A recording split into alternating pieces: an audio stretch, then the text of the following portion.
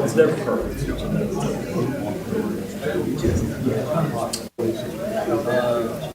Graduated 84. Graduated 83 with a master's. What it did was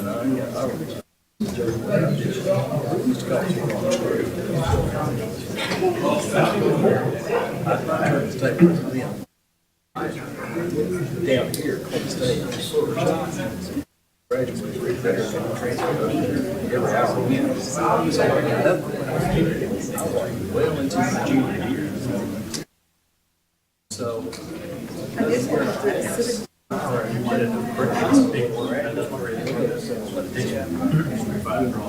I extended my senior year.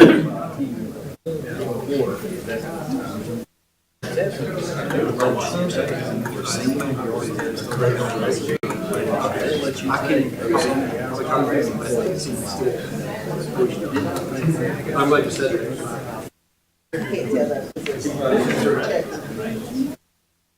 I'll get it.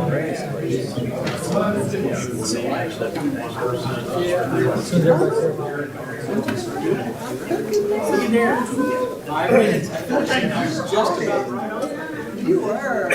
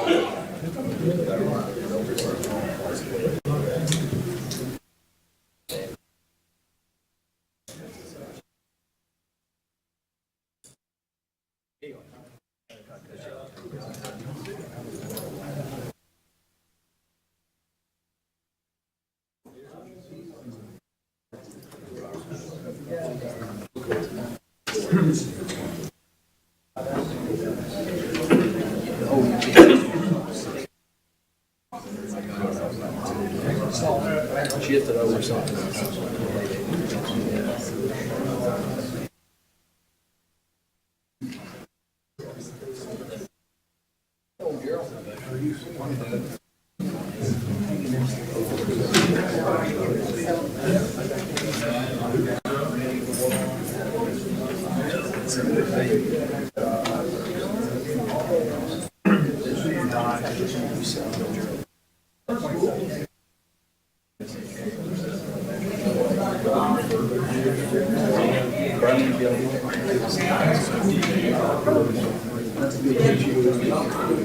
Engineered architectural stuff. We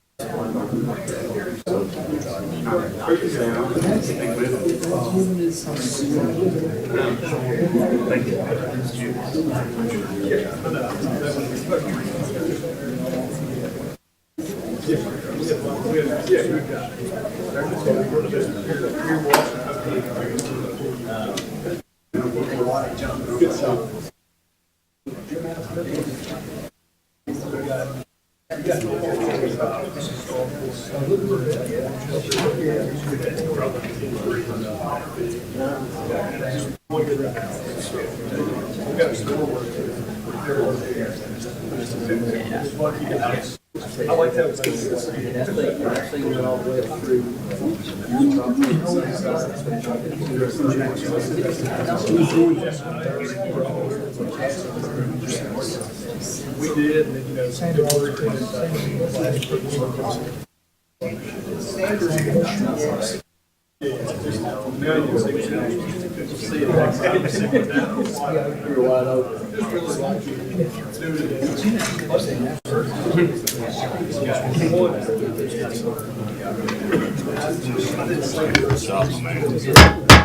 It's 4 o'clock. I'll call the Columbia Municipal Planning Commission meeting to order. We'll start with a roll call. Vice Mayor McBroom. Here. Dr. Martin. Here. Mayor Mulder. Here. Mr. Shannon. Here. Mr. Sloan. Here. Ms. Williams. Mr. Goetz. Here. I have a quorum present. I'd like to welcome everyone here today for our meeting. Kind of little rules of conduct. We've got a pretty good agenda tonight, so there was a sign-up sheet out front. If there's an item on the agenda that you wish to speak on, we'll call you forward if you signed up. And you can state your name and address, and you'll have 3 minutes to talk about that agenda item. I'd also like to welcome back Mr. McBroom back on Planning Commission. So I think this may be your first meeting back. Welcome back on in that seat. Next item is going to be acknowledgement of official communications of the Columbia City Council on annexation and zoning. Thank you, Mr. Chairman. So you did have 4 items on the City Council agenda, and if you recall, those are all items pertaining to your text amendments regarding zoning ordinance 4400. Just as we may have already mentioned this, but just to remind you that item was deferred at the March meeting. Due to advertisement notices, the state law did change recently from a 15-day notice to a 21-day notice. We thought it was just for annexations, but apparently it's for anything that we touch inside zoning ordinance 4400. So we had to re-advertise that, and it will be at their council meeting tomorrow night. Thank you, Mr. Keltner. Item 5 on our agenda is going to be the approval of minutes. Everyone should have a chance to review our minutes from last month. If there's any amendments or adjustments to that, if not, we'll entertain a motion. So moved. And a second. I'll make a second. Have a motion and a second. Any discussion? Seeing none, we'll call the vote. Vice Mayor McBroom. Aye. Dr. Martin. Aye. Mayor Mulder. Aye. Mr. Shannon. Aye. Mr. Sloan. Aye. Mr. Goetz. Aye. Minutes are approved. Reviews of bonds and letters of credit. Thank you, Mr. Chairman. All sureties are in order or in the process of being updated. Thank you, Mr. Harper. Our consent item, we have 1 consent item tonight. I'll read that item. If for any reason anybody would like to be removed for further discussion, we'll be happy to do so. If not, we'll entertain any motion on that item. So it's consent item number 1 is request from David Toshi for final plat approval with surety in the amount of $50,000 for Bear Creek Glen subdivision phase 2 of Harley-Davidson Road and Cheltenham Place at tax map 72 parcel 53. No one making any motions to remove that for discussion. I'll make a motion to approve, subject to any and all technical comments. Second. A motion and a second by Mr. Shannon. Any further discussion?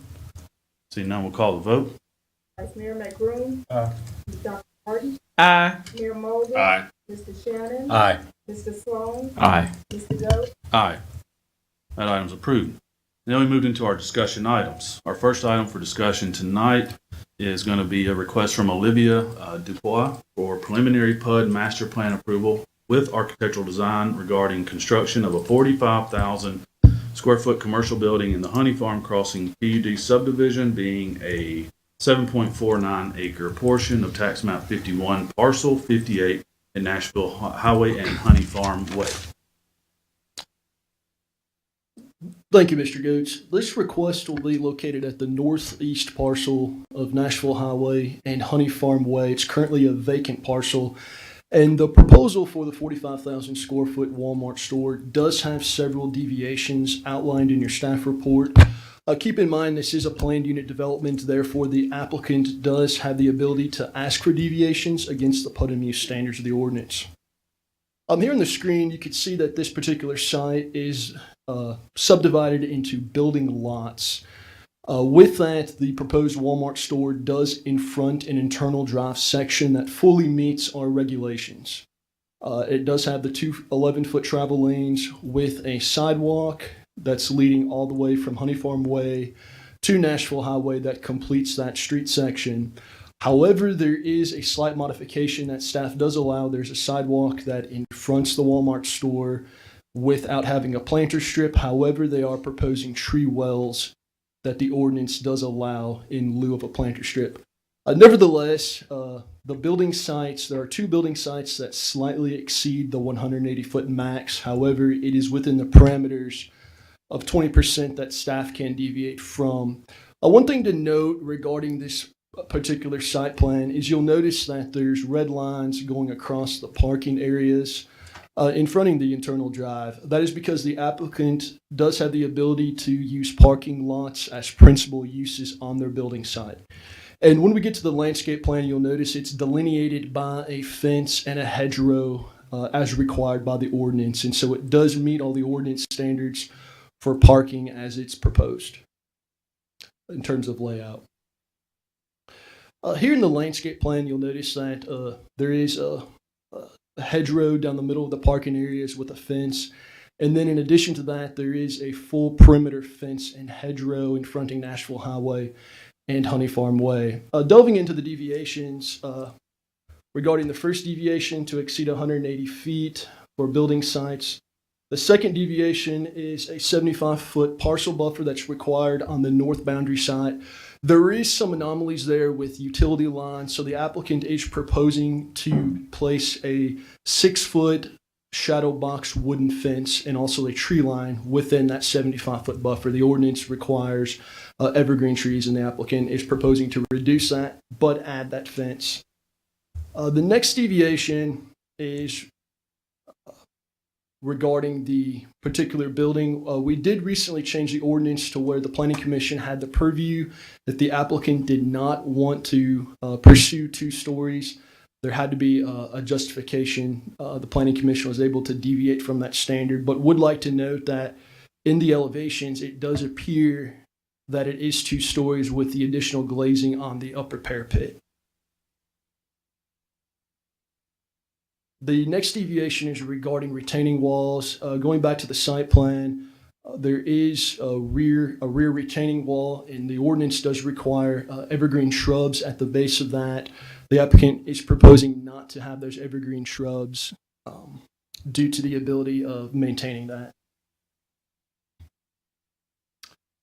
Regarding design elevations, the ordinance does require 50% glazing, and the applicant is proposing less than the 50% glazing on the primary elevation. And then one of the more significant deviations has to delve into wall signage and freestanding signage. So the applicant is proposing a low profile freestanding sign. The current ordinance requires that sign to be a max of 50 square feet with a 10-foot height, and the applicant is proposing that freestanding sign to be 100 square feet in sign area. And then in addition to that, the applicant did provide an analysis of deviations that they're requesting for wall-mounted signage. The ordinance does allow for 1 band sign, which they do meet here above the entranceway that is indicating Columbia Market. However, the ordinance only allows a maximum square footage of 32 square feet for wall signage. And so they exceed that and also the number of signage. And then in addition to that, they are proposing an additional wall sign on the secondary elevation that will confront Honey Farm Way. Overall, working with the applicants on the site plan, they did come very far in meeting our ordinance standards regarding enfrontment, parking lot orientation, and then overall design. It does meet the primary facade materials of brick. It does provide substantial glazing. And also they did add brick on the entire rear elevation before. I believe it was just a blank CMU wall. So that does conclude my staff report. Thank you. Thank you, Mr. Brass. And I do know it looks like we have 4 people that have signed up. I'll read those names. I'm not sure if any of those are just all representatives of the applicant or if some of these are just any concerned citizens. So I guess when I ask your name, if you're just with the applicant, I may hold your comments for last and see if there's any considerations from anybody in the crowd. So Olivia, you're with the applicant. Joseph Parsley, applicant. Alex Dickinson, applicant as well, and Drew Smith. So I guess everybody there that's signed up as represented by the applicant. So would any of you guys like to come forward and add any more to, or just available if we have any questions? How's everybody doing? Joseph Parsley with Carlson Consulting Engineers. We're the civil engineers on the project. Just about the retaining wall to the rear, we were proposing not to do those shrubs just because of location being at the rear of the property. And the wall looks really good. It's an Allen block, not just a segmental block. I don't know if you have that picture that Olivia sent in that you get to, but it's a segmental wall with different size blocks, so it aesthetically will look pleasing to the rear of that building. So that was the reason just to omit those just for maintenance purposes on the backside. I think the actual wall is for your rear trucks and stuff. It's not like if we're driving up behind the building, we're not seeing, like coming out of Honey Farm, we're not seeing the wall. We're seeing the hill. It's the market really, will be up high, yeah. The wall will be down, and then it's a slope, a 3-to-1 slope down from there. Gotcha. Yeah. I think you guys have been working pretty diligently with staff as Yes, far sir. as trying to work continuously to be more conforming to the ordinance. We've had a few meetings. Maybe on the signage, would you be the person to ask about signage? Maybe. HFA is an architect, and she can speak to the signage. Okay.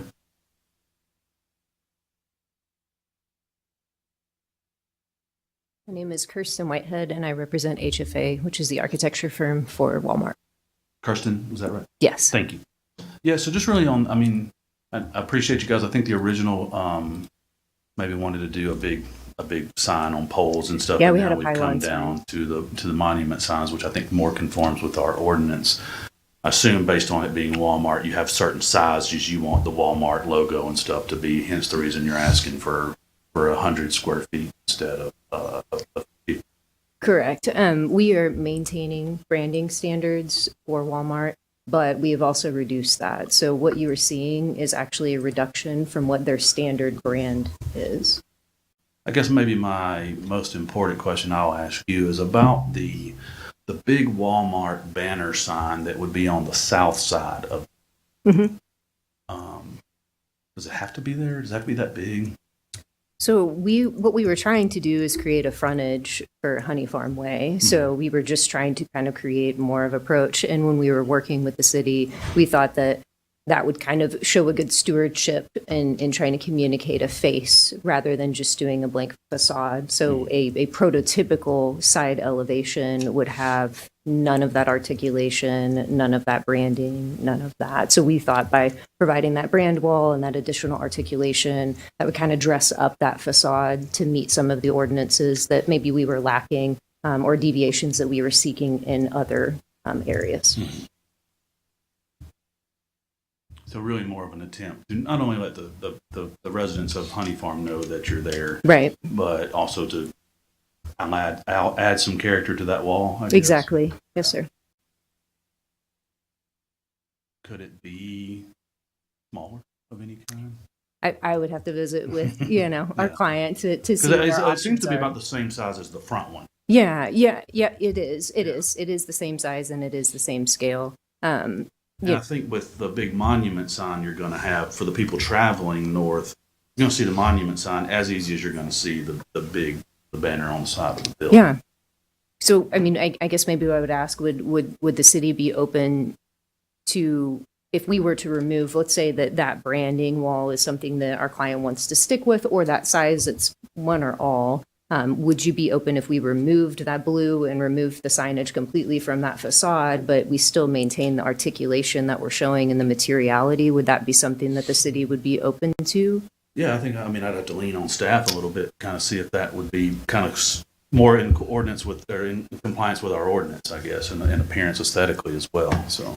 It would be. I think that would be amicable to remove that brand wall because, again, our ordinance thinks of signage to be in areas where their primary entrances are located, and this elevation isn't an entrance elevation. So I think it helps meet that goal of having a higher aesthetic down Honey Farm Way, but it's really unnecessary to have that Walmart brand wall on a non-entrance facade. I think my answer would be, based on what staff said, without something to consider. So staff would just note if that's something the applicant would be amenable to. Would be in a condition with the notation that all other standards of the ordinance be met. There are some internal illumination requirements in the sign code that are also required to be met when it does come in for plan review. I'm just one member, so anybody else has any other questions of the applicant or anything? Any other item? I have a question for Mr. Brass. I was just letting you get through your questions. Mr. Brass, and I may have a question for you in a little bit, Okay. if so I'll let you know. You don't have Do you, to. you want me to hang out you or? can feel free to have a seat. Okay. Thank you. Mr. Brass, thank you for your very good overview and presentation of this from a staff report perspective. You mentioned in your comments that there'd been a lot of working with Walmart's representatives on this project, and that this is basically staff feels as though it's come a very long way. And I was just curious, what are the differences from where it started to what we've now seen? And that may be a better way of me getting a perspective of whether or not these variance requests are, because obviously there are multiple variance requests, and we've got to be considerate of setting precedent. But on the other hand, if the ordinance worked such that they started at one end of the spectrum and we started at the other and we ended up in the middle, then that could potentially be what the ordinance is designed to do. I think that's a great question. One of the challenges, and I know the representative from Walmart can attest to that, is they have their corporate branding standards. So from my understanding, this is a new prototype store. It's not a traditional neighborhood market like we're used to seeing in other communities with the more pastel type colors. It's a little bit larger than a neighborhood market, but not a super center. So there's a few of these throughout the country.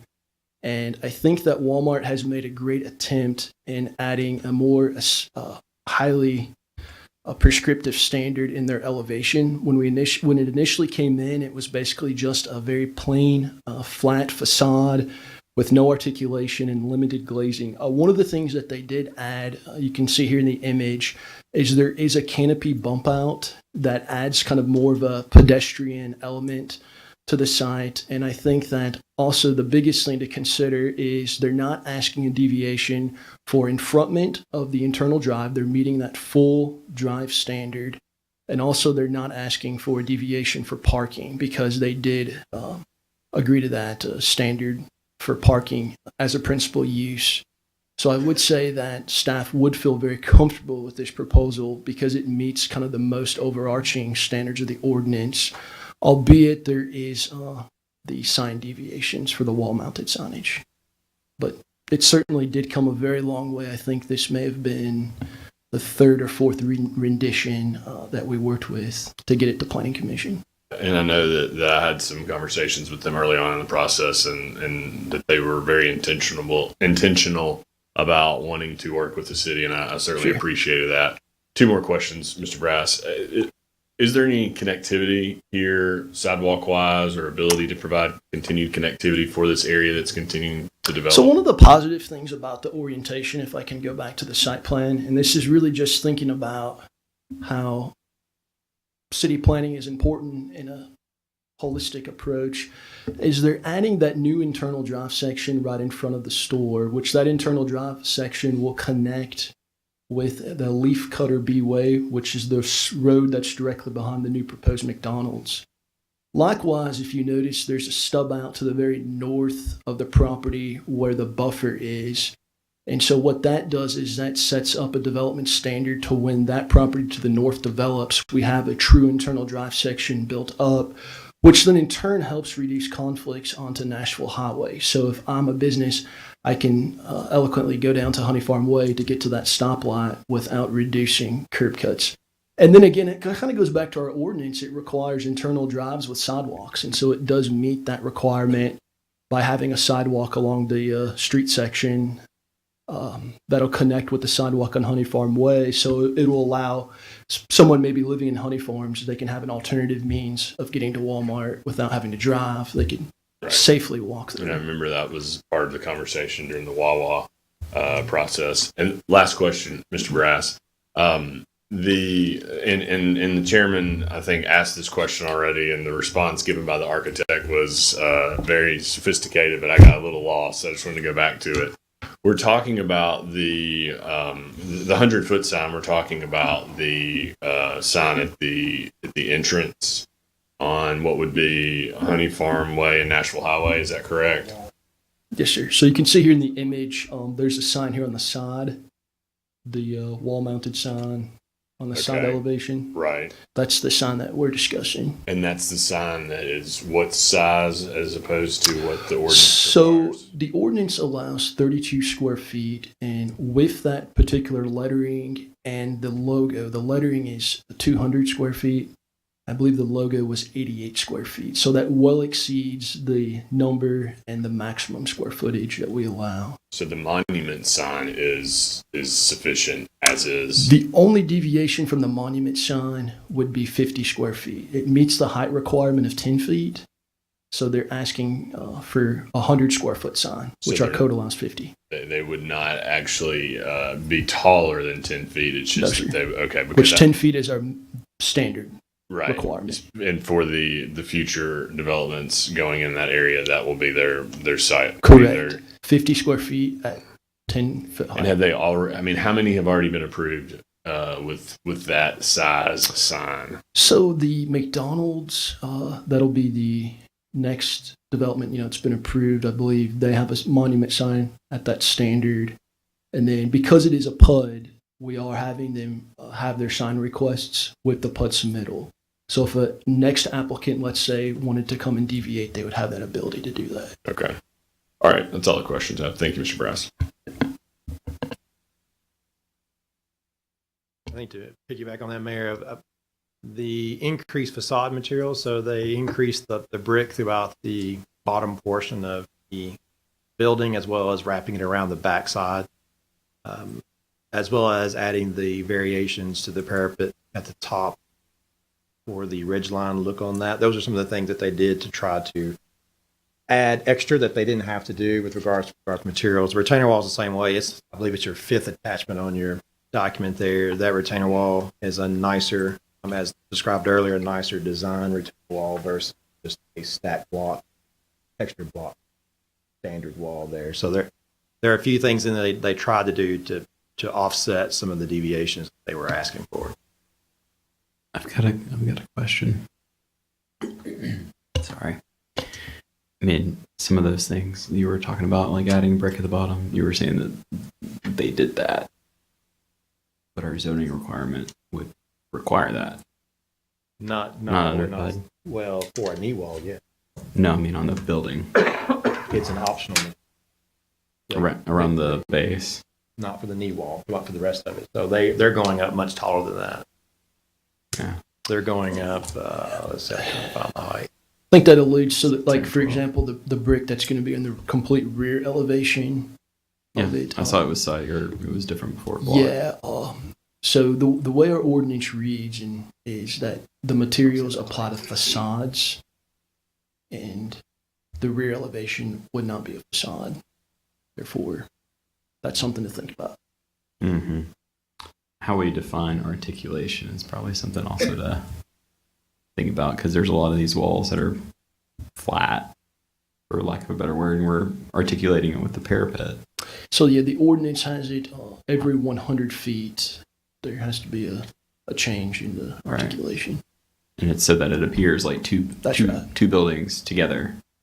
And you could make the argument that it doesn't really look like two buildings that are put together. Or, I don't feel like it's, I don't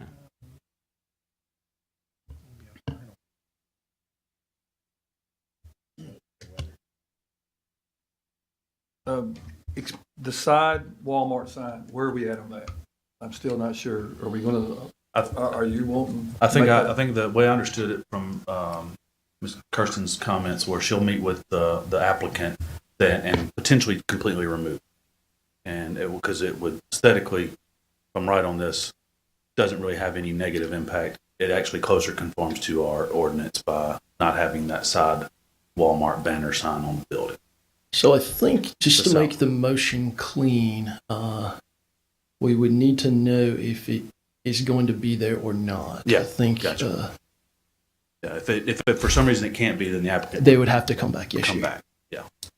All right, well, the way I'm looking at this is I appreciate the way it looks. It doesn't look like a Walmart. It almost looks like a medical building if it didn't have the Walmart on the front. I think it'll fit real well with the McDonald's next to it because it's going to have the two-story look. I mean, this is what I think we're grasping for in that area. This is not your normal looking Walmart, and I think it'll be a plus up there with the two-story look. So I make a motion. How would I make the motion to approve with the variances? Is that the way I would put it, Paul? With the exceptions? But how do I word the Walmart sign be gone on the side? I think it will. And with the Walmart sign on the south side being removed. Now, do I need to restate it again? Officer Hubble. You can just make your motion, approve it, subject to. All right, I make a motion to think. approve. I make a motion to approve, subject to the variances being granted and the Walmart sign on the south side being removed. Is that good, staff? And technical comment. Thank you. I'll second that motion. Just open for discussion. And I really I had another question. I know Dr. Martin may have some comments too. So right now we're open for discussion, and I'll go ahead and defer my question to you, Dr. Martin. Okay. This is just for clarification. When I look at the traffic study and all the additional lights and turn lanes and everything that are coming into that part of our town, one of the statements in here says extend the southbound left turn storage on North Nashville Highway to 300 feet. Can you explain how that works with the other light that just came on, the other traffic signal that just turned on? So that traffic signal that was just turned on is a temporary signal for this site. So that turn lane is going into this signal, the temporary signal, which will be a permanent fixture before CO on this. Okay, thank you.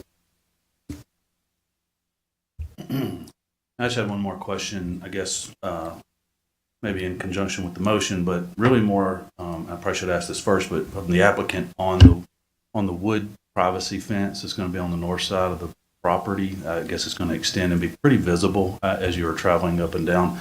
I know how wood fences tend to look over not long of time, so I'm just wondering if there's a different material or something aesthetically that would hold up a little longer that could be put in that place for a privacy fence. Vinyl, I don't know if that's even better or worse, but I'm just thinking out loud. Well, there is some composite material that we could look at, and also using metal posts instead of wood posts so it won't rot. We can certainly work with staff on the design and come up with something aesthetically pleasing that'll last a long time. just to explain what's going on, there's a very large water line with a 30-foot easement and a 40-foot easement next to that easement for the electric line. So it's really encumbered by several utility easements where we can't plant what is required by code. So that's why we're proposing the fence. Yeah, makes sense. I just, something that would be more lasting, that Certainly. that could be a little bit more aesthetically pleasing. So I don't know how I would maybe amend that, if I can amend that motion or make an adjustment to it. Is there a way to continue to work with staff to look at just something a little bit better? I like the concept of some type of, brick or some type of columns that, metal columns that would at least, help the longevity of it to post. I did second the motion. Yeah, so I'll amend my second to, would it be okay just to say to allow them to work with staff on some improvements to the privacy fence material? And are you okay with that amendment too? That sounds fine. Okay, thank you. I have a motion and a second. And one more question for me, please, with apologies. Mr. Brass, the landscape plan on this, are there any variances being requested with respect to that? And can you give a little bit of an overview of what the landscape plan will entail? Sure. Back to it's really the only variance for the landscape plan you can see on the north boundary line that we've been discussing regarding the fence. There is required to be a row of evergreen trees, and in lieu of that, they are providing shade trees, but they're asking to place a fence there. Okay. And that's because the landscape plan really is to shield uses around buffers. And so they're proposing to do the fence because that does serve as a buffer in lieu of the evergreen trees. But nevertheless, the site is very heavily landscaped. In some regards, it probably exceeds more than what we typically would see because they are doing the parking lots as principal uses. It requires a heightened landscaping plan. That's why you see all the internal landscape islands with the landscaping strips throughout the site. Perfect. Which is another reason, I think, or another example as to sort of the give and take here on, the fence request in exchange for some of what the tree requirements would have been in exchange. It seems like we're getting maybe a better overall plan. I just want to reiterate the Vice Mayor's comments and his motion. I think, this is another example of seeing the zoning ordinance work to get what will be a very good product overall, but perhaps just as importantly, get a much needed retail center in this area of North Columbia. So I'm proud to support this motion.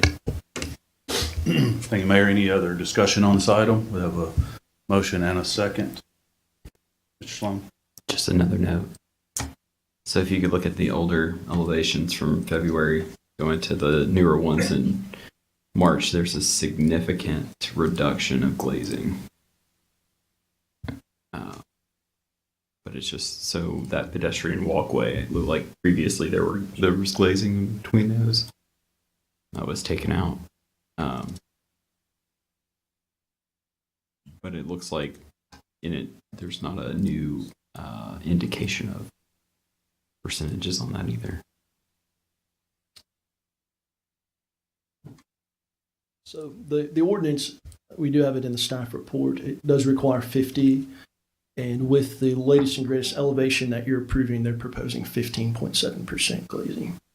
So that is something that was acknowledged. An earlier rendition did have glazing that was along the brand wall at the base, and that was reduced. And it sort of seemed like for a square footage building of this size, that would, 50% glazing would be excessive. A lot of glazing. And I kind of hang my hat on the ordinance standard that it says, substantial glazing. That's what we want it to be achieved in. Our ordinance just goes a little bit extra and has a specific percentage to it. So, but even with the glass that was in the previous rendition, it did not meet the 50% glazing requirement. No, it looks like it was closer to 20, 25, give or take, depending on anywhere you sliced it. It's just something to note.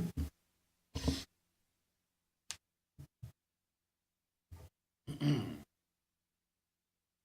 you, Mr. Sloan. Any further discussion? Seeing none, we'll call the vote. Vice Mayor McBroom, Aye. Dr. Martin, Aye. Mayor Mosley, Aye. Mr. Shannon, Aye. Mr. Sloan, No. Mr. Goode, Aye. Item passes.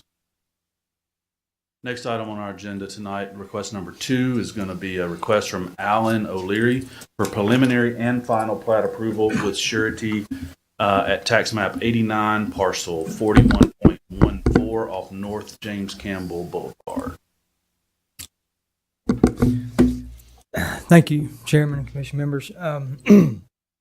This comes before the Commission as a preliminary final plats to create 3 lots. They're on North James Campbell, otherwise known as the Wither Road property. 2 of the 3 proposed lots will be used for future commercial construction, and the 3rd lot is dedicated to a private road for that particular development. Of course, the area is Zone City 4C. The applicant has also submitted, it's in your packet, it's not up for review, but they did at staff's request submit a site plan to show that they can meet the City 4C standards with a concept plan moving forward into the development. Of course, the final plat conforms to the preliminary plat. Just a couple of notes that staff would like to share with you. We reviewed at the technical committee, and it was noted by CPWS that each lot will be required to obtain a water availability letter as developed when the development occurs, as well as any off-site improvements required to serve these lots will be coordinated between the property owners to meet the requirements of the availability letters. And then one other note per engineering is that the roadway may be petitioned. The private road that's shown on the plan may be petitioned for city acceptance and maintenance. Of course, upon development of adjoining public roads, I'll be glad to entertain any questions that the commission may have. But once again, the final plat does conform to the preliminary plat, and as such, with the concept plan, they've shown that they can meet the City 4C standards. Thank you, Mr. Archibald. So just to get a little clarification, this may be for you or Mr. Harper for engineering, but on the road, you're talking about, I guess right now it's private drive, but it's going to be built to the standards that would allow it to be accepted by the city if they choose to. Is that what I understand? Yes, sir. Yes. This roadway went back and forth. During construction, it was going to be a public road and then ended up being put in as a private drive to a single commercial lot. But in that construction, they did have it inspected. It was installed to city standards.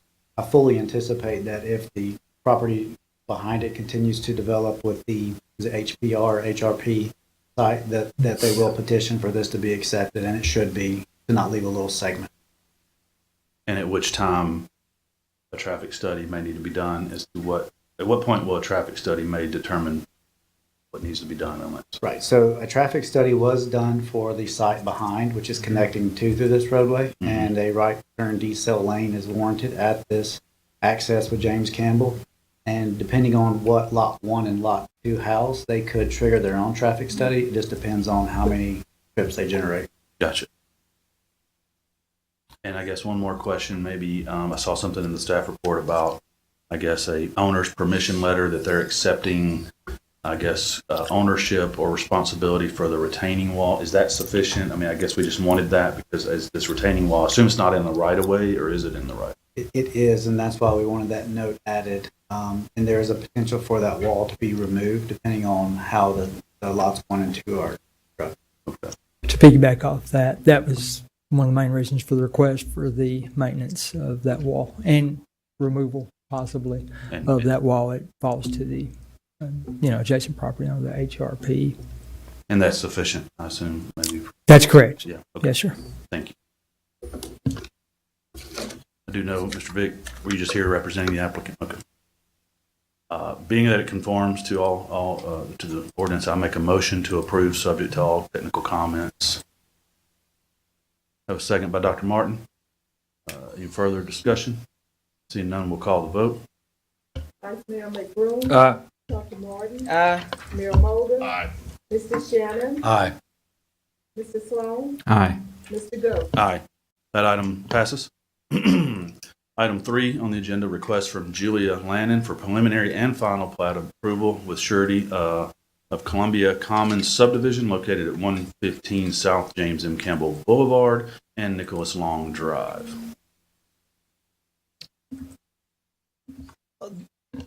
Thank you, Mr. Goetz. This is just the last step of the Columbia Commons development. This is on the former Columbia Ford site, where the proposal is to subdivide one parcel into 3 parcels. So this is a revised preliminary plat from your last request. There was a modification of a public sewer line that was rerouted, and then in turn, because there's no additional public infrastructure, the preliminary and final plat is being ran together before Planning Commission. So simply put, it's just the final step of the 3-lot split with the proposed Whataburger going in lot number 2.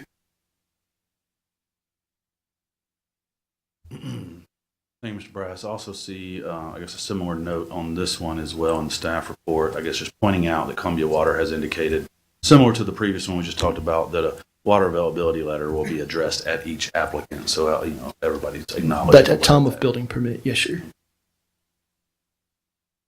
And I don't hear anybody has signed up on this one, so I will make a motion to approve this one, subject to all technical comments, planning as well.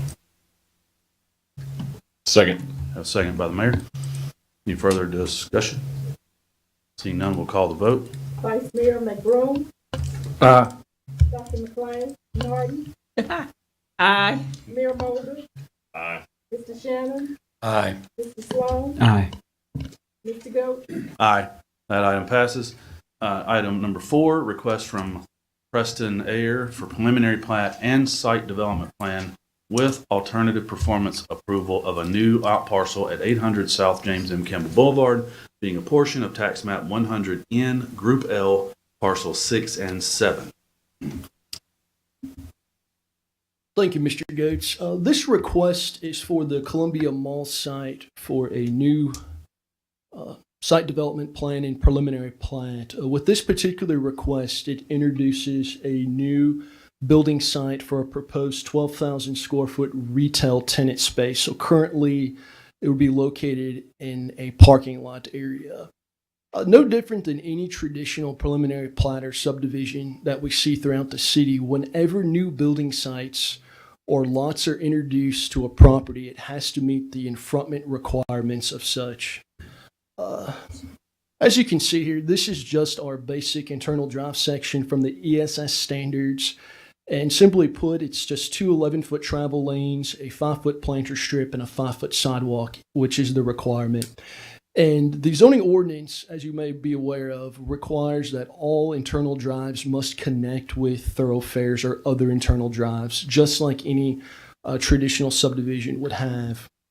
This request is seeking alternative performance. So this is a new nuance to the zoning ordinance. When an applicant wishes to not meet a particular code standard, they have the ability to come before the commission and offer something that exceeds the ordinance for the alternative performance. And so in this case, the applicant did provide us a depiction of what the internal drive would be. So it's the existing turn lane into the Columbia Mall site. And you can see here where the tenant space is being proposed.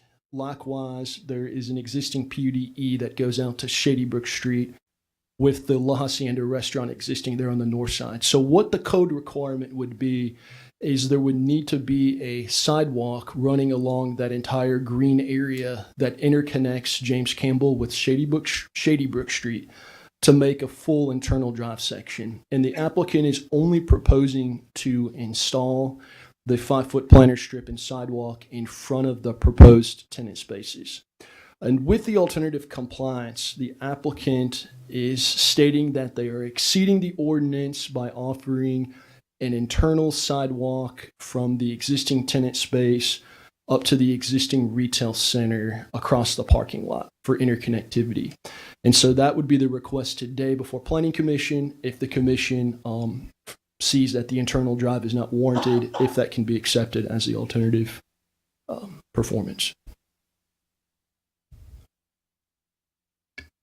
So what we're considering here on this item of our agenda is whether or not to grant the alternative performance or with the sidewalk allowance that they're not Correct. wanting to put in, which would connect, just for clarification, on the south side of this building, it would connect from that the green, like you said, the what I would call the brighter green area, all the way down to James Campbell Boulevard. Correct. A 5-foot sidewalk with a 5-foot planter strip, and then also out to Shady Brook, a 5-foot sidewalk with a 5-foot planter strip. And so keep in mind, I mean, it's no different than a traditional subdivision when you're introducing building sites. You have to meet that enfrontment requirement. And one of the things that this does kind of create is for future development that would go here, for future tenants and out parcels, we wouldn't have the full internal sidewalk network that we're trying to achieve here. So keep in mind, whatever decision is made, it would set a precedent for future tenant spaces without having the interconnectivity of the sidewalk. And I think just as a lifelong resident, I guess I've never realized, but I can see it here. So what was the Shady Brook Cinema site was not entirely, I guess, all the way to the road. The mall that sold to the applicant today actually owns a strip of land on the west side As a of PUDE, yes, sir. Yeah, okay. And I was reading the applicant's request letter for said alternative performance, and item 2 of their reasons for, I guess, seeking this alternative performance says that the parcels proposed on the PUD, AU, whatever, pass by to get to James Campbell and Shady Brook will be developed in the near future, at which time sidewalks will be required to be installed on those developments. I think my understanding is they won't be required unless the way our current zone allows is there has to be a sidewalk on either side for it to connect to before it is a requirement. Is that accurate? The dilemma that creates, of course, any new development that would go in on those other drive sections would have to meet the enfrontment requirements with the building pushed up to the internal drive with a principal entrance that's at the frontage of the building. So there would be a sidewalk that would be required for entrance purposes. But the areas of the internal drive that do not have development in front of it, we couldn't make them do a sidewalk. So it would kind of create a situation of fragmentation throughout the site, because not every parcel is gonna in front parts of that internal drive. And this is kind of something that ideally we would see it as a master site development plan to get a really grasp of what the whole entire site could possibly look like. But things are changing, and so we're just looking at this particular tenant space. And their justification for doing this, that they're going to add a sidewalk Correct. on the north side of the site they're asking for to connect to the existing mall building. Yes, sir. Which they would not have to do that. No, sir. Because everything's like the mall is existing. It's all legal, non-conforming. Which to me seems like it makes a little more sense to have that connectivity with what's already there.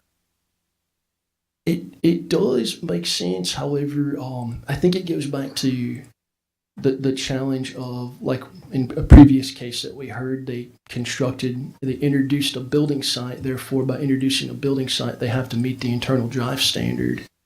And in this case, a building site's being introduced that doesn't meet a road standard throughout the entire development site. I mean, knowing that those are future to be developed sites and this mall is, and I appreciate the applicant for buying the mall, and I'm old enough to remember the rise and fall of the mall, and so to see it being revitalized is going to be a great thing. But this is our chance to kind of make it all connect. And also, I mean, I think the principle behind our ordinance of requiring that sidewalk would be to allow, if I go to that very first parcel that may be developed in the future, I have a sidewalk that I can walk back and go to. And thank you for being Wingstop on there too. I just want to say that. I don't know if that's official or not, but I saw it at least in the documents here. But it allows some walkability. I think I did read in your report that it says that it's a sidewalk to James Campbell, which is currently not sidewalked, or to go anywhere. But we have to start at some And I point. think, I mean, it kind of goes back, Mr. Goetz. I mean, in 2010, when we did the James Campbell Master Plan, that was pretty overarching for that time, and it did have visions for how James Campbell would look. And so I think we're in a very fortunate time with the continued prosperity of Columbia, where we're starting to get development, and we have the ordinance that will allow those master plans to come into place. And so really this is the opportunity to kind of get those visions in place that we've always had regarding connectivity and sidewalks.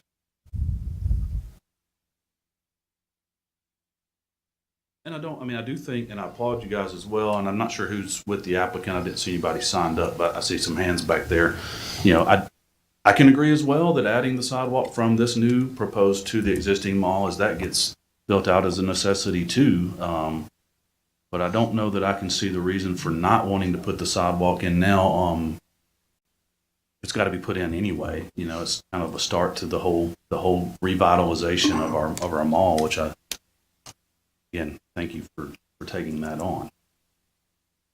Is it just cost mainly? I don't know which one of you guys may want to come forward and state your name, and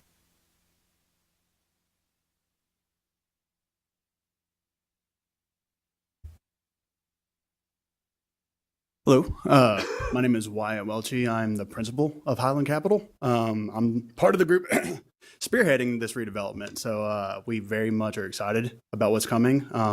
As a lot of you probably know, we have Academy Sports, Ulta Beauty, Five Below, and Bell's coming in. The Wingstop is legitimate. So is the Bath and Body Works. So is the America's Best, and so is the Tropical Smoothie. So we are pushing very, very hard to kind of strike while the iron is hot. But we're very excited. So lots of things have changed. We bought the property in December. So hopefully, it's seeing that we are trying to do our best to move quickly to bring these improvements in and try to change what has been an eyesore and something that the city and the people of the city of Columbia have kind of been very disheartened by. So we've tried to bring lots of changes, bring some positive impacts, but we are very, very excited. So lots of new tenants hopefully coming in, and we are appreciative of the support of the city as well. So I will let Preston shed some light on the rest of it. Thank you. Hi, good evening. My name is Preston Ayer with SWS Engineering. We're the civil engineer on the project, and just as excited to be working on this project here on the mall property. What we were feeling with what the owners were feeling with the sidewalk is, without having existing sidewalk on Shady Brook Street or James Campbell, or any sort of crosswalk at James Campbell, leading pedestrians up to that area with nowhere to go was a safety concern that they had with the pedestrians. And so our feeling was, how could we add pedestrian safety within the site, which is what we are proposing here with not only the walkway, but the raised crosswalks across both of the drives that would enhance, pedestrian safety. As you're shopping at Academy Sports and you want to walk over to Bath and Body Works or Wingstop, you now have a safe access to do that without having to walk down the drive aisle or get back in your car and drive and go repark over by this out parcel building. And in addition, the raised crosswalks also act as, speed tables. They could also help to reduce, speeding coming through the site. And so that was really our proposal and our reasoning behind that. And Preston, I think you mentioned in the letter that these parcels that are on Shady Brook Drive or Shady Brook are going to be developed in the future. But so similar to what you're saying, it's safe to say that there should be some connectivity between those and Wingstop and the mall as well. And Sure. And what we are providing is at each corner, if you're looking at the site plan, at the corner of Bath and Body Works and at the corner of the future restaurant, we are providing curb ramps there for future connectivity for those crossing over what I would call the ring road or the internal drive. And we are providing, there was no access easement over these existing drives currently. And so we are dedicating the access easement over these drives for those, for that future, to make that complete ring road internal drive from James Campbell to Shady Brook Street. So we are dedicating the easement there. So similar to what you're saying, you're going to do like a raised crosswalk at the north side as you go towards the mall. I mean, would one not be warranted on the south side here by the Bath and Body Works corner to connect it to this Shady Brook Drive that would go all the way to James Campbell? And further just allowing that continuous of connectivity and walkability within that this development as those other parcels are developed out. Yeah, I don't know if we do a raised crosswalk across those because it's, the ring road is, maybe you don't have pedestrians crossing like you do on the other drives, but certainly a future crosswalk at those coming off of those curb ramps would provide connectivity across to those future parcels. Could we not require for future parcel development as a part of that for there to be sidewalk connectivity to connect to where this sidewalk would end? I mean, it doesn't have to be because they would have to bring a site plan for whatever the future parcel would be, correct? It would. Issue. So, I mean, this is essentially getting us a sidewalk that is not as far as what we would require on the one hand, but on the other hand, actually getting us a sidewalk to connect to the parcels that are already there in existence. So we're solving a problem that's there today instead of putting sidewalks to a problem that's not there yet. I think that just the challenge with that though is if a new site development plan would come in before Planning Commission, they would provide, of course, a sidewalk in front of their building site in similar fashion to what's being proposed here. They're providing a sidewalk in front of their building site. However, the areas that don't have a sidewalk that can connect onto other parts of the property, I think that might pose a challenge because there's nowhere in the internal drive section where there's a sidewalk. So we couldn't tell somebody to, now you have to build the sidewalks that the first tenant didn't have to do to interconnect. So simply put, we could get them for their building site. So if a use comes in, they would have to put it in front of their site, but then you would have these fragmented. And again, I think it goes back to the whole concept of when you're building a subdivision, the first thing you do is you build the road, and you build the road to the city standard, which requires the sidewalk throughout the subdivision. And essentially what this request is, it's subdividing the property. They're introducing a subdivision that in turn is requiring them to build a road that meets our standard. And so they're asking to fragment that standard by just doing the sidewalk in front of their tenant space. Yeah, basically the way the ordinance is reading, if there is a sidewalk next to you, you can require the connection. There is requirements for internal circulation of the site to have like from their parking lot to their front door, those type of things. But if there's not a sidewalk that's adjacent to the property, then unless they're coming before you asking for some sort of exception or alternative performance or something along that line where you have some authority into that, the way it's written today, we could not require the sidewalk along the internal drive side.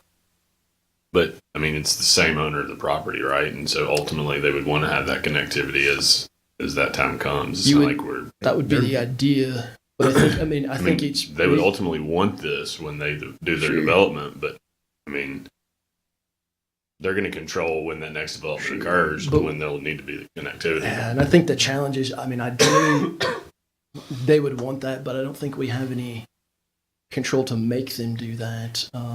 They're not wanting to do it now. They're not wanting to do it now, so in the future we can't, say, hey, well now, since you have all these parcels, they need to interconnect. That would create a dilemma there. So it sounds like, that right now, because this is the creation of this by subdividing that lot, this is the best opportunity to go ahead and bring it into conformance. Similar to what we just saw with the one before this, where they're building the sidewalk all the way through, connecting to north and south and all their thoroughfare that they're putting in. And who's to control if these parcels out here that they are the current owner of, but if Chick-fil-A wants it, sorry, no rumors on that, just made that up, but sure. And they sell it, then they're no longer the current owner of that. Correct. Yeah. And So expanding on that, we do have Seven Brew Coffee and Valvoline who are planning to put in front of that 12,000 square foot building. So this is part of the caveat of we are not the ones, we're ground leasing that, so we aren't selling it. That's the goal, but they're going to have their own kind of development plan. So placing sidewalks somewhere preemptively probably leads to it being destroyed and torn right back up. Because they're going to do construction on these sites. Same for the Bosman property. I would love to buy that property. I've tried. So I would love, our goal here, this is a long-term hold for us. So we want to make sure this is something that all connects, but we're trying to do it at the time that makes sense. So that's why we're trying to connect it to the main mall property this time. What I don't want to do is build something to have to tear it right back up when these developments come in. My goal is to make everything as, quickly as possible, but as, pristine as possible and as interconnected as possible. But Seven Brew and Valvoline are right on the backtrack here. And I know Seven Brew is actually working with planning right now. I think some stuff has been submitted.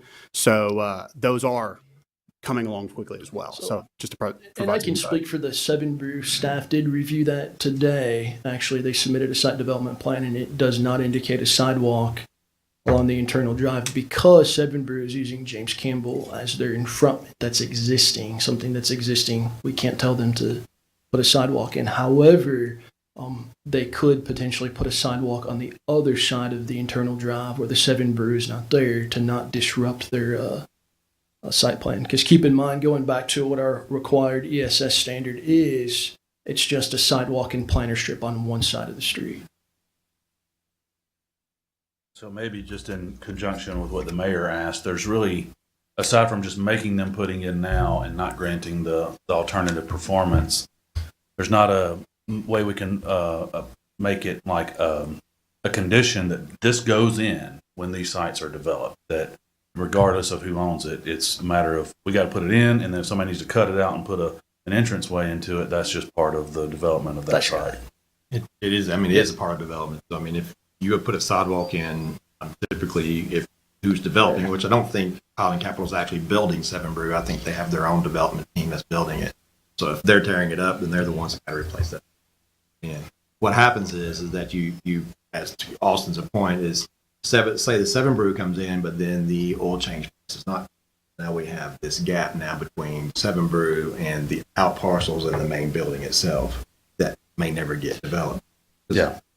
And it sounds to me, nothing that we've seen before, but if Seven Brew is already not showing then that they're willing to put in or wanting to put in a sidewalk now's the chance. I don't know what a sidewalk costs.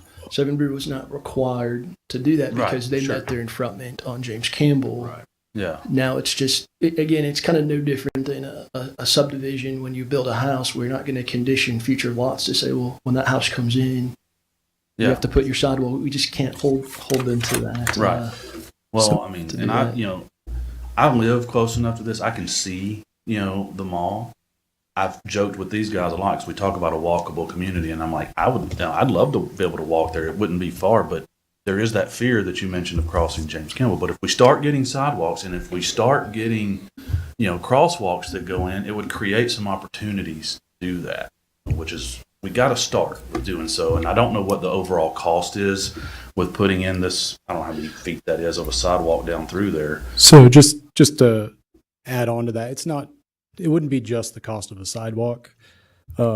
Given the way that the current property lines are and the right turn lane in and the left turn lane coming out, to be able to put in the sidewalk and stay off of the Regions Bank property and off of Seven Brews property, it would be tearing out that entire kind of nice center median that is coming into the from James Campbell currently, because now we're having to work inwards with the sidewalk and the landscape strip and then kind of working those lanes and those turn lanes and reworking that whole site. So it's not just the cost of the sidewalk.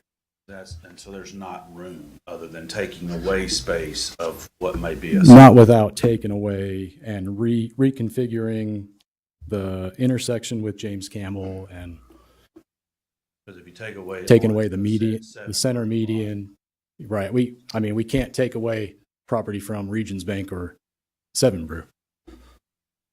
So I think here on our description here, it's a 37-foot section there. I believe, Glenn, that section that the applicant's alluding to may be 50 feet plus. I think they're talking about the existing conditions and then Yes. adding a sidewalk onto that. Yeah, so So- the existing condition is along the entrance road is much wider than the 37. Which would take some reworking to modify that existing condition to bring it to the standard. So the right-of-way width is there, it's just the modification. It would just have a domino effect on, it's not just the cost of the sidewalk is what I'm getting at. It's much, much greater.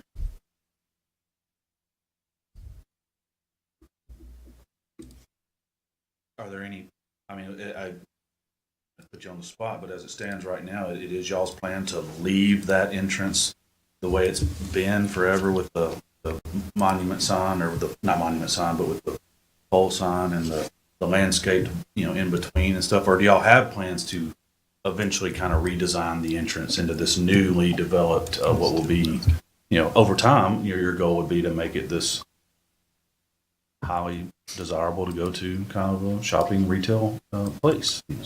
So we actually just renovated that pylon sign. So the one that was previously the massive Columbia Power Sports, that is now separated into multi-tenant panel spaces. So every single tenant, including hopefully the strip center building, would have panels on that pylon. So that was just recently renovated. So if you drove by today, you would see like it's now fully finished. So we just spent the capital to go ahead and do that improvement. So that is our goal, is to, hopefully, what's been seen is we've tried to take what's been given to us by a whole property group and make it better. So reuse the stuff that was provided and really try to improve it to the best we could. But yes, we did just renovate that pylon sign. Austin, do we happen to have an illustration from Preston that shows the Seven Brew layout and everything sitting on top of the existing conditions out here to kind of show that depth? No, sir, I don't believe It sounds like you've already looked at it and had it laid out. And I'm not the engineer on the Seven Brew site, but if you look at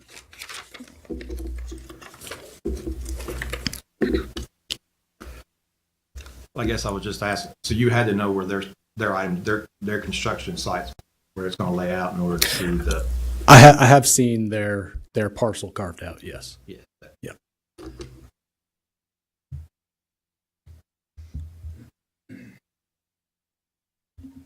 I guess just to make sure I understand what you're saying is there's no way to actually put the sidewalk on the existing site that would be not the road right away, but on the Seven Brew or get oil change facility or any of that stuff. Is there, I guess, not a setbacks or right of ways or anything like that that would allow that?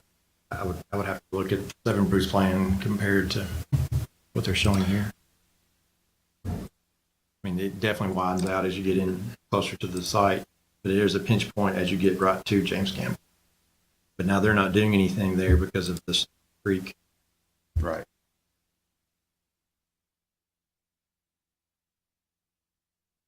But what you're saying is that there's not without. Actually, their site's going to be behind that sewer line that shows there. Okay.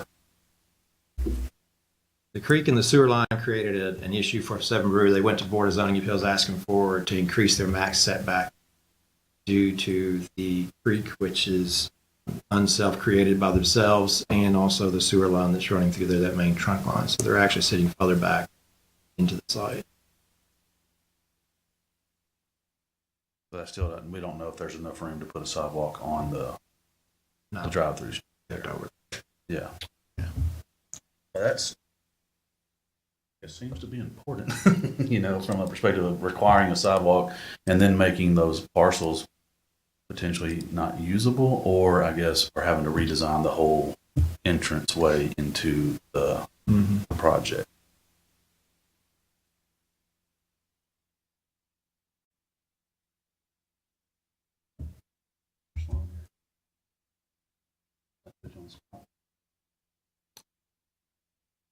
I agree that you gotta set the right precedent.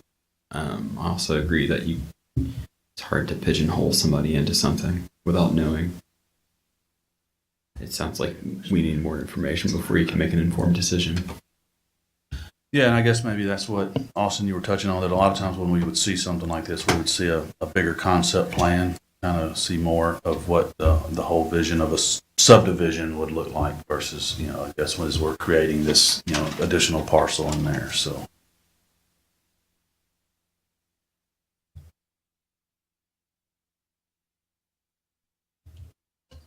All right, what are our options?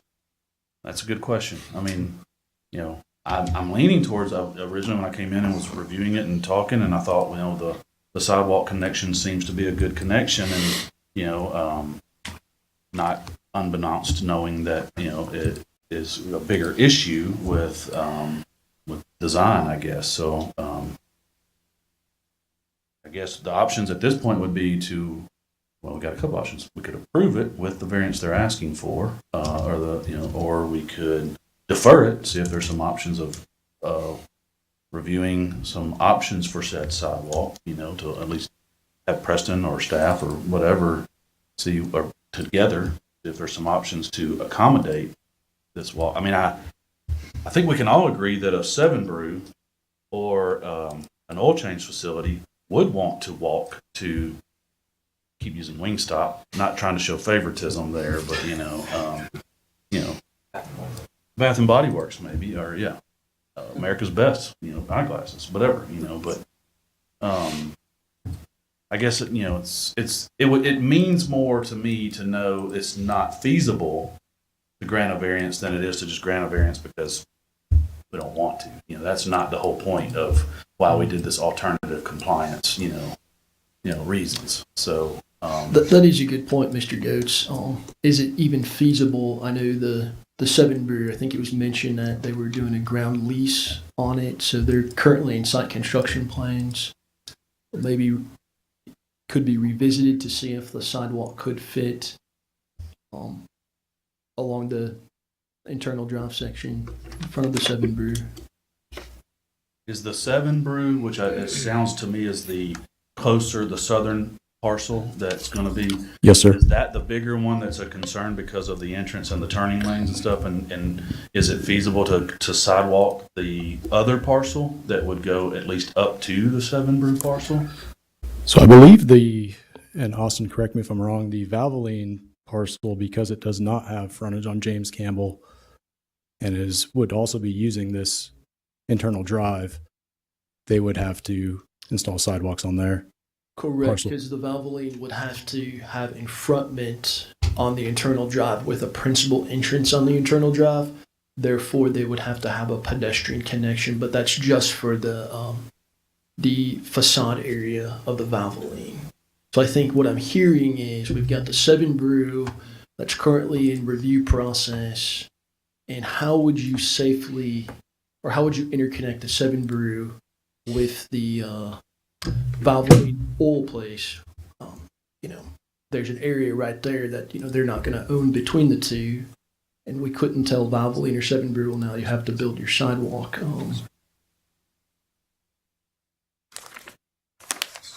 to connect them both. Which, keep in mind, it may be even premature to, we're talking about different uses here. Right. Things are changing. All I can tell you, what's been formally submitted now has been a 7 Brew.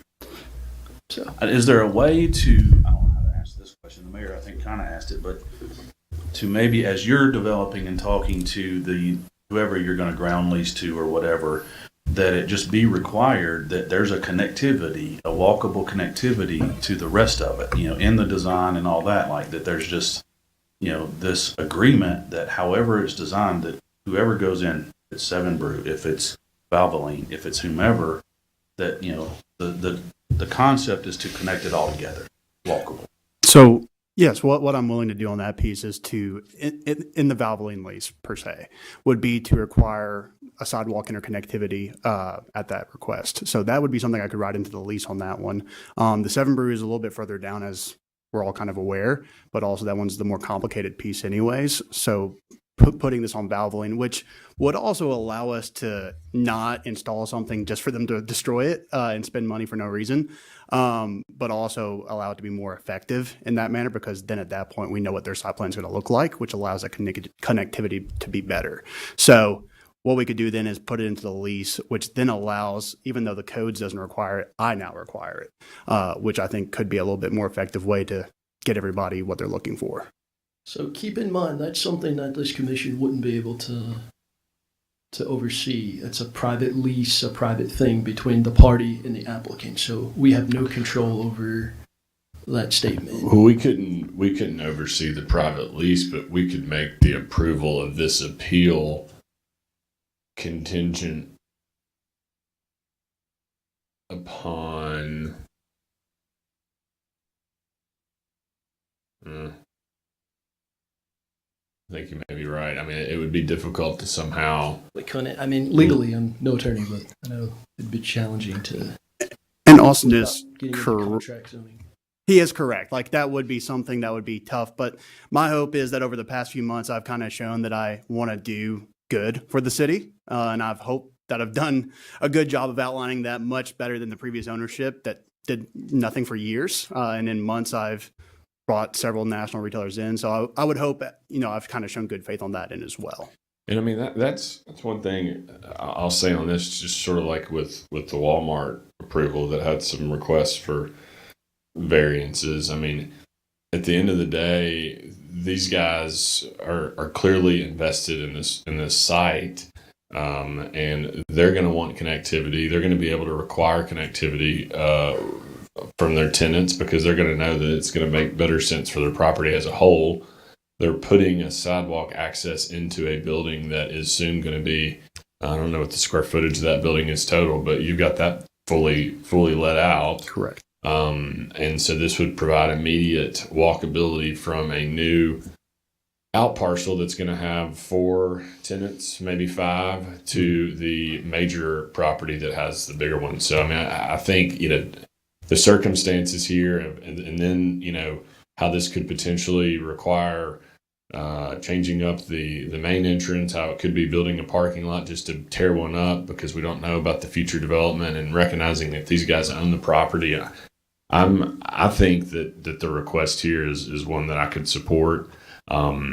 So I may lose this motion, but I think we've talked about it enough to where I'll at least make the motion to approve the request for alternative performance on this section, on this item, which is item number 4.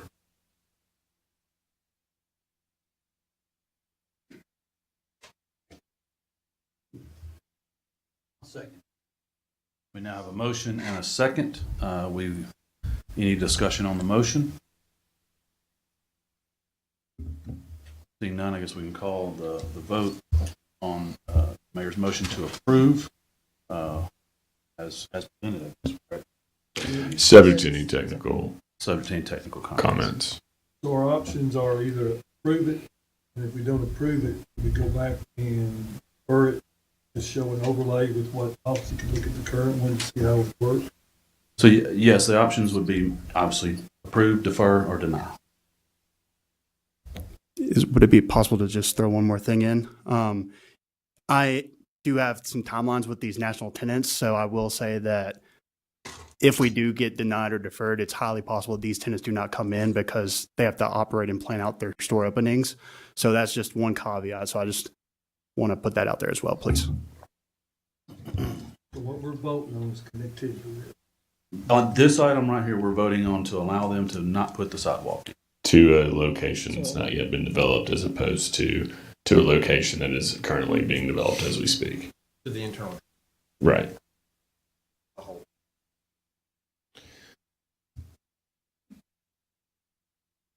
Any other questions? Yep. Get time to think. I mean, 30 seconds is hard. Do you have time? First.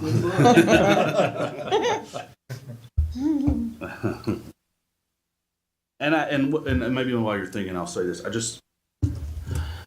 Sounds like there's really no other alternative of like requiring said connection to be done in the future that's not done today.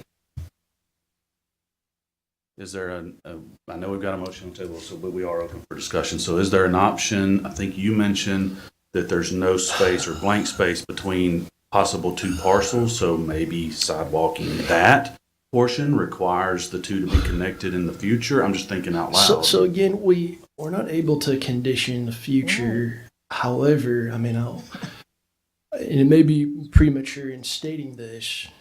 However, if a future use were to come in, which I imagine there'll be future uses that will come in on this site that will not be able to meet our zoning ordinance outright, with glazing and things like that, we may see them before this commission, and we would have that discussion. Similar to this, they're an alternative performance or alternative that they would have to give us a reason in granting that they're going to do this to improve said request. So I know we've had requests where in the past for alternative performance where they did add sidewalks in front of right-of-ways that weren't required. You believe Seven Brew is going to have to do an alternative? I do not. I believe they fully meet the code outright because they're a parcel that confronts James Campbell. But again, I can't speak for the future. I don't know. Sure. Can I add something? Please. We would be willing to provide the crosswalks because currently we are doing some restriping to allow, for instance, at the main intersection there, we have putting in a left turn lane for people to turn north. So we would be willing to, along with that restriping we're doing, put in those crosswalk areas to encourage that future connection so that Valvoline feels encouraged to continue that connection, as well as across on the left-hand side, going towards south across the ring road towards the old movie theater property, and across the between the Valvoline and the Seven Brew, put a crosswalk there as well because they do have a little access drive that bisects their two properties. But you don't have to encourage. You're supposed to do it on your own. We heard. We're going to make them put the sidewalks in, even though we can't enforce it. Did we not hear that? I hear you on that, sir.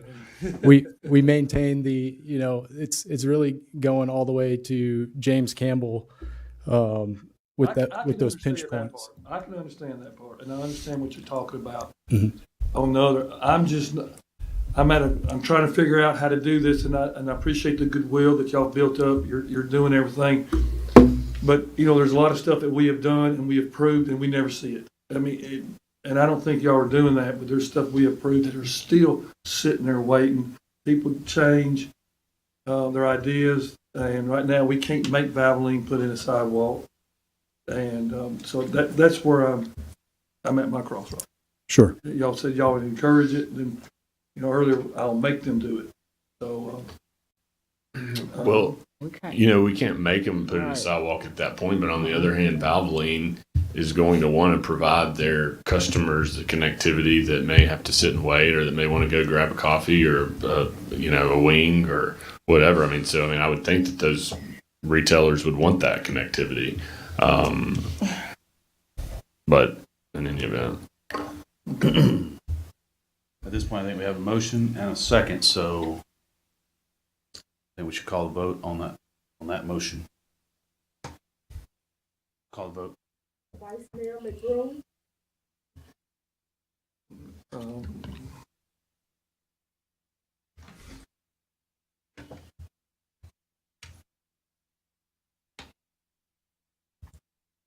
no. Dr. Martin, Aye. Mayor Mulder, Aye. Mr. Shannon, Aye. Mr. Sloan, Aye. Mr. Goode. No. Motion passes. Thank you very much. Thank you. You got a chance. The next item on our agenda is going to be item 5, request from James Thomas for alternative compliance approval of a new out parcel at 800 South James M. Campbell Boulevard, being tax map 100N, Group L, parcels 6 and 7. Thank you, Mr. Goetz. This request will be a request that the Planning Commission will be serving as the design review board. And in the zoning ordinance, we do have a section about alternative compliance. And so That is, if the applicant is not able to meet a design standard, they can provide something that is in exchange for not meeting that design standard. So with this request, this is regarding the 12,000 square foot tenant space that we previously discussed in the last request. This was the initial submittal. So what you're looking at is the tenant spaces that are at the top with the glazing are in fronting the parking areas, and then the tenant facade elevations below that were the proposal that was in fronting the internal drive section. Staff did receive a resubmittal, and initially the resubmittal indicated on the top elevation here, it indicated heavy glazing. It was 25% glazing on that elevation that was in fronting the internal drive. And then last week, we received another resubmittal indicating the glazing at being only 4% on that internal drive. So simply put, the applicant is asking to not provide the required amount of glazing on those elevations. And then one additional point staff did make is the zoning ordinance requires principal entrances to in front the internal drive, and the proposed principal entrances are appearing to be utility style doors, and so staff did note that have glazing within that doorway to appear as a true entrance. So ultimately, the request that's at the very bottom is what they're asking for today. However, they have proven that they can meet the 25% glazing requirement in the request above. So I just want to make sure what we're all looking at is the bottom screen. The middle picture is the front rear. It's the piece you'll see from James Campbell Boulevard. Correct. And the bottom elevations. And that's where on the top, second one down, is what they've previously provided, which would look more like a front entrance and be more aesthetically pleasing and meet our glazing requirements. Correct.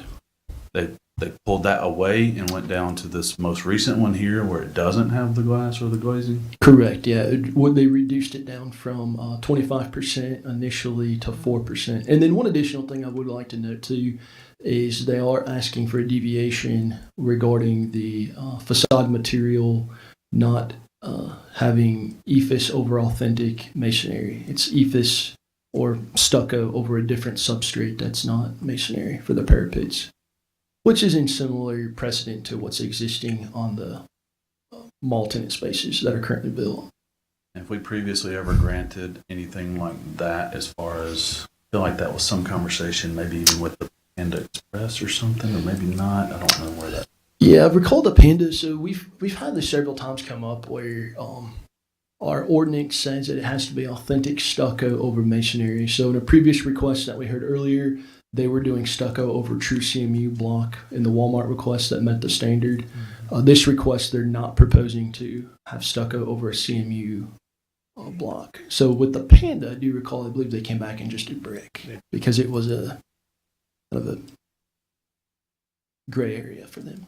I would say let's not confuse the difference between stucco and ephes. Ephes is an insulated piece. It's a piece of insulation that has a cement, like a stucco application on the outside, and that can be applied to anything, metal studs, whatever, and that's probably what this is. Ephes, which our code prohibits. Right, and Ephes is also, I think, what was over Walmart that we just got done looking at too.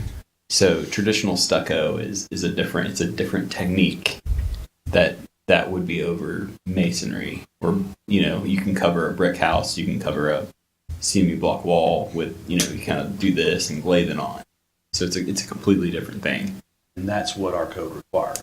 It's what it says. Authentic stucco over masonry. That's what it says. So. Thank you, Mr. Sloan.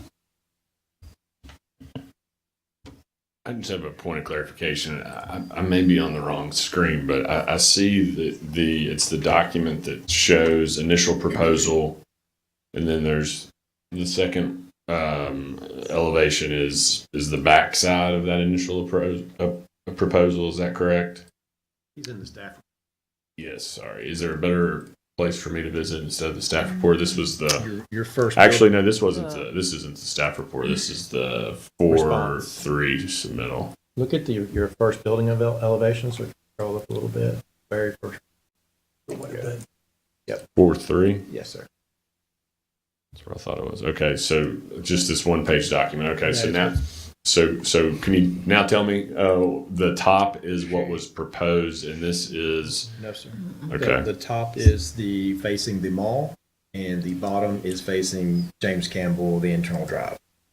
Okay. Go to 320. Now, yes, I wanted to If you want to compare, yes, or go down to the next one, the 324 date on the building elevations, and that will be the one that will. So essentially, the biggest difference here. Well, there's a lot of differences, but the glazing difference on the backside is pretty significant. And then one thing that was changed, Thank you for that, by the way. the bottom elevation, is there was some variation in the parapet that they added on the internal drive elevation from the previous request. I mean, I go back to this glazing issue, and I know we've talked about this a lot, but I mean, you know, the glazing is perhaps designed to look like, I mean, what's the aesthetic purpose for it to look like a windows and you know, like a storefront, and to me it seems a little confusing that we're basically requiring something to look like a storefront that's actually going to be backing up to, you know, what, a retaining wall. It would be confronting the drop section. So if you're coming down James Campbell, driving down James Campbell, and you Right. look below, you would basically, if they did not provide the glazing, you would be seeing the backs of tenant spaces. So those are where the utility areas are typically. And so what our code requires is kind of front-facing aesthetic that it's more pedestrian scale, thus requiring the glazing. But as proposed, they're still including some glazing, and they're keeping sort of that facade look. It's just a lot less than what is required. And can we not also require some enhanced landscaping buffers in this back area to offset the lack of requiring all this glazing on the back of a building that's going to look like a storefront that's not really a storefront? So that's something that is part of the site development plan, the landscaping, and because the building is pushed up to the internal drive, there's only a 5-foot sidewalk and a 5-foot planter strip, and the planter strip is already utilizing the street trees and foundation landscaping requirement. So it's currently heavily landscaped as it is. So there really isn't any physical room to add any additional landscaping. Well, I'm on the glazing issue.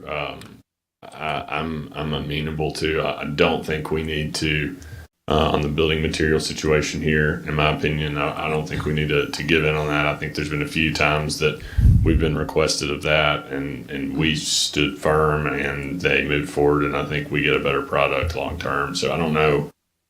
Does this how a motion would be made on that? Just to allow for further discussion.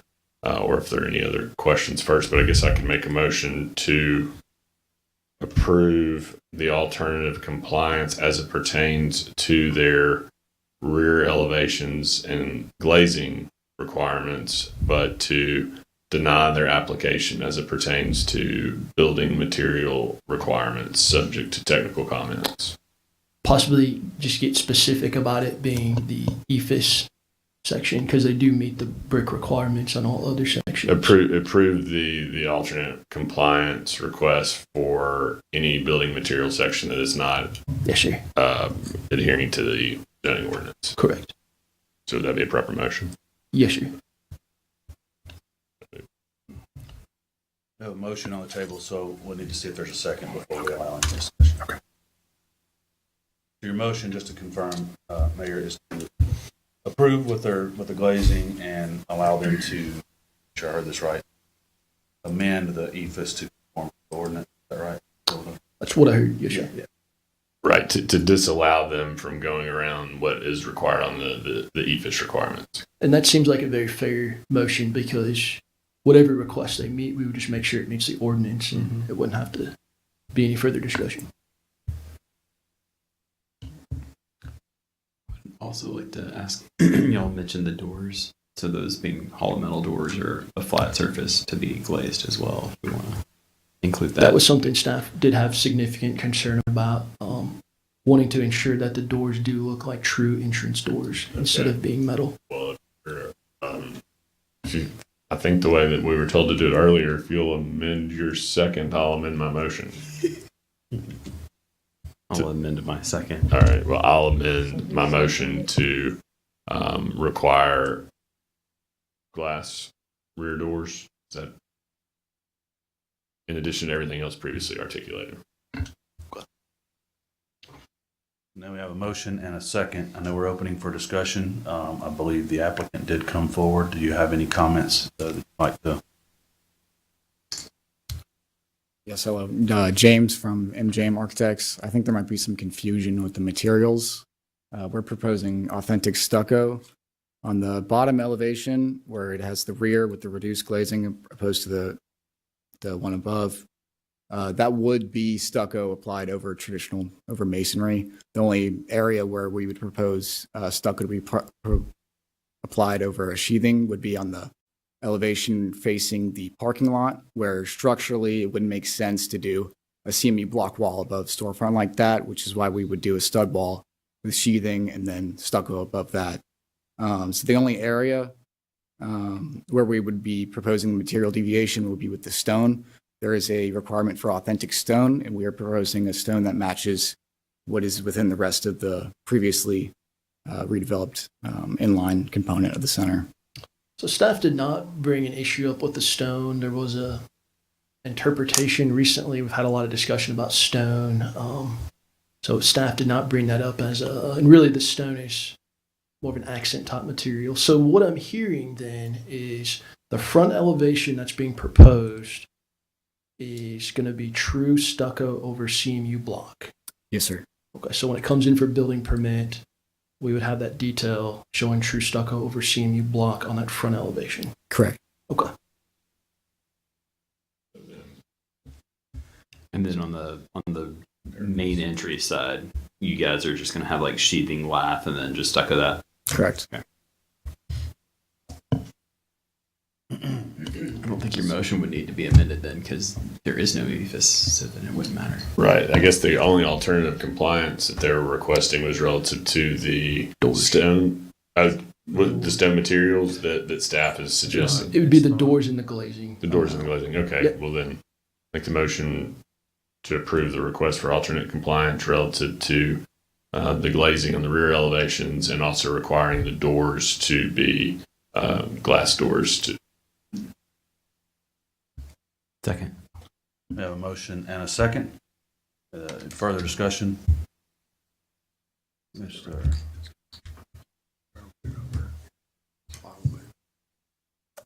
McBroom, I think you had your. but so this is what we're looking at, and they'll have just glass doors there. Yes. Okay. And I think some of this, like, I brought this up with the Walmart, right?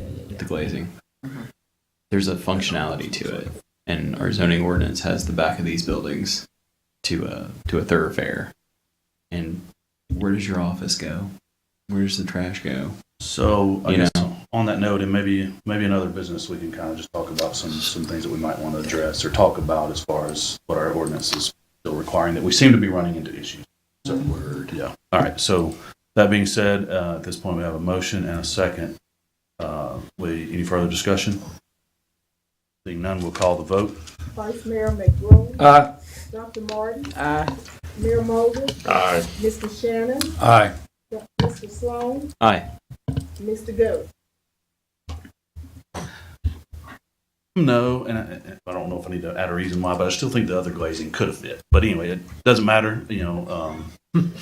That we are approved. Thanks.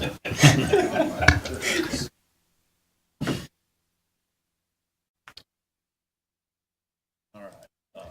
Our last item for discussion, item 6, request from Josh Rowland for annexation with a plan of services and rezoning to CD4C, General Urban Corridor Character District, Civic District, and CD3 Neighborhood Character District of 1754 Hampshire Pike, consisting of 104 acres at tax map 88, parcel 71.01. Thank you, Mr. Goetz. This property currently is undeveloped and in the county. However, the zoning request and annexation request does meet the Connect Columbia future land use policy of city center and urban village. The applicant did provide a non-binding concept plan that demonstrates that the property can be developed under the current zoning standards, more specifically being CD4C and having the first 400 feet being commercial-oriented uses along Hampshire Pike. Furthermore, the applicant is proposing a civic zoning district along the middle of the property where the green space is. That's because we do have a stream buffer protection area of 200 feet on each side of the stream. Therefore, that shall not be developed and be a civic zoning. And then the very rear of the property, the applicant is proposing a CD3. So there's a variety of mixes within this zoning designation. However, it does meet our land use policies. Staff would just like to note that at the DRC, we did receive a water availability letter that was conditional. So this would be one of the first conditional water availability letters that we would see for an annexation and zoning. Thank you. Thank you, Mr. Brass. I see we have a few people in the audience that have signed up. And I know Mr. Rowland is here for the applicant. First name on my list is Karen. And I'm going to start with Karen just to see if Karen is with the applicant or a concerned citizen, because I'd like to start with any concerned citizens that would want to come. Ma'am? I use my time. You want to use your time? I use it. Oh, okay. Thank you. The next name down was Mark Hansen, or is with the applicant as well. Okay. Leo Espelette, applicant as well, and then a Sean Henry. Mr. Henry, are you with the applicant as well? I am. Yes. Okay. All right. Well, I guess Mr. Rowland or whomever, I don't know which one of you representatives want to come forward and. Good evening, Chairman Goetz and members of the Planning Commission. I always appreciate the opportunity to discuss projects that impact the city of Columbia and just have a good, healthy debate about how we can positively influence kind of change and growth in your city. I do have hard copies of my presentation if anybody would like a copy to make notes on or refer back to, so I could hand those to Ms. Sandra if that is appropriate. Yeah, if you want to hand them, Melissa, she can hand those out across the panel here.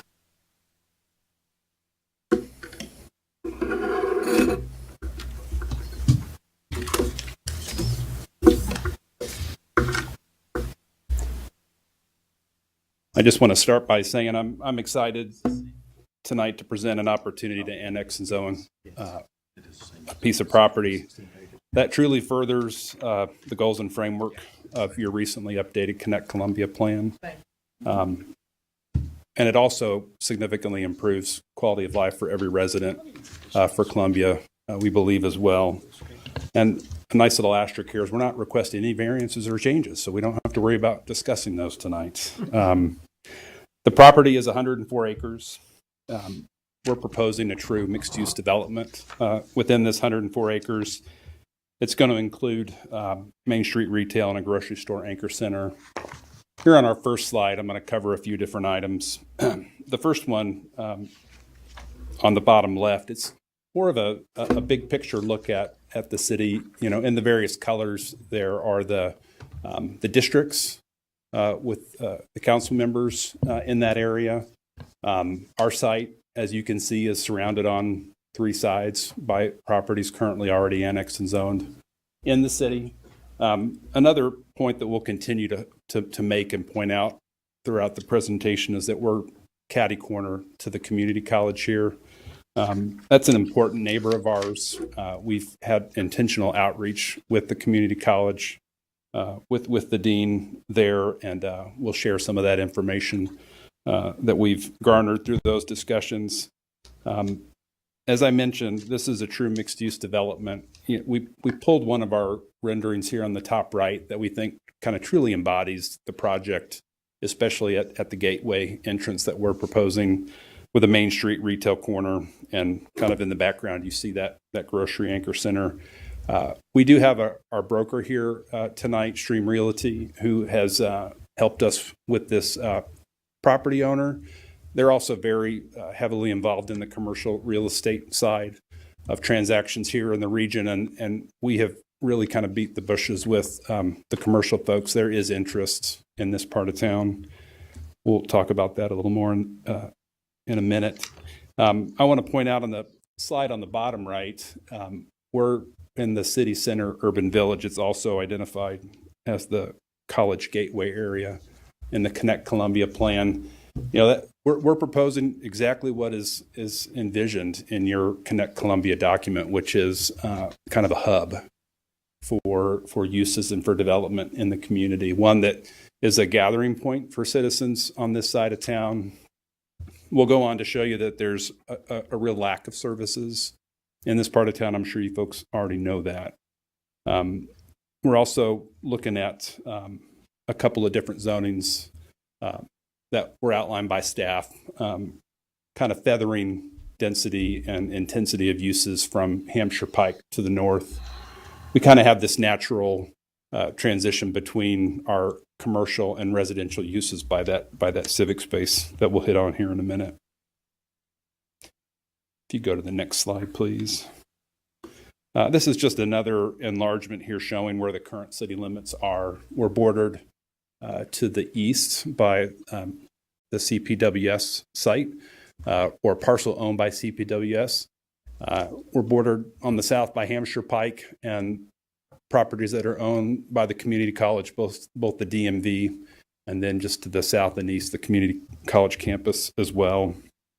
And a quick hop across the 412 bypass, we've got some subdivisions that are also within the city. So we're not a flagpole. We're not on the edge. We're surrounded on three sides by the city. It's kind of filling in a gap here. And it's very much in line with your goals for that village. If you go on to the next slide, getting into a little more detail on how much of each type of use we're proposing. That civic use is going to be a special component to this development. We're talking 400 to 450 foot wide swath of green space that we plan to heavily amenitize. That's going to be about 22 acres, so over 20% of the site of that civic space dedicated to stream buffers, greenway trails, public parks, and some private amenities for the neighborhood that we're envisioning. Jumping to the front, the CD4C, that's actually going to accommodate both our commercial uses in the front. And as you can see there, the boxes in red, the bottom right larger box is our grocery anchored retail component, and then orienting all of our commercial uses onto our kind of Main Street entry drive along Hampshire Pike and as well along one of our primary circulation routes of the project. As you jump to the north side of our civic zone property, it's another CD4C. And as you all know, that's a zone that accommodates a wide variety of uses. We have a very kind of well thought out and targeted plan to create a traditional neighborhood development here. Alley loaded townhomes and single family homes, front porches and detached sidewalks along the streets. All of the garages and parking are in the rear along an alley. You can kind of see in the pictures on the bottom left, we've got an enlargement of part of our Main Street retail in the bottom left image. The bottom right image is a kind of a traditional representation of a neighborhood street. Walkability and kind of protected pedestrian spaces are going to be a primary component of this plan. One thing you don't see on this plan is multifamily. That's not in our program. There could be an opportunity in the commercial in the future to have some multifamily over commercial space, but that's not the interest that we're seeing. And in the residential area, we're not intending to do any apartments as well. In CD4C, you can't have those standalone apartments. You got to have the apartments over retail. So we're doing an intentional neighborhood center as well as an intentional traditional neighborhood development as well. And in the back, CD3, we're going to have some larger single family lots there. So you'll have the side loaded garages on a wider single-family residential home site. And again, that kind of makes sense to transition intense commercial in the front, some medium intensity residential in the middle with some lower density residential in the rear. This next slide shows just a handful of renderings we prepared to give you guys, a taste of the amenities and the character that we're proposing. The top left image is the Hampshire Pike frontage at our main entry there. At the center of the site, you can see those walkable sidewalks, the parallel parking along those entry drives, the storefronts, meeting, all the requirements that you have for this. What we're not going to have trouble doing is meeting a lot of the goals of the current ordinance with putting the fronts of our buildings where the front should be, which is along the streets, and then we can address those rears more appropriately that are adjacent to the parking lots. Again, at this site in particular is one both with the Connect Columbia vision and the ordinance that we can really marry those two and meet those goals. The bottom right image, if you'll go back real quick, the bottom right image is our private amenity space for the residents. We're planning a resort-style pool and clubhouse. We're planning a large public playground, some pickleball courts, and then an extensive amount of greenway trails on either side of the drainage. Okay, we can move on.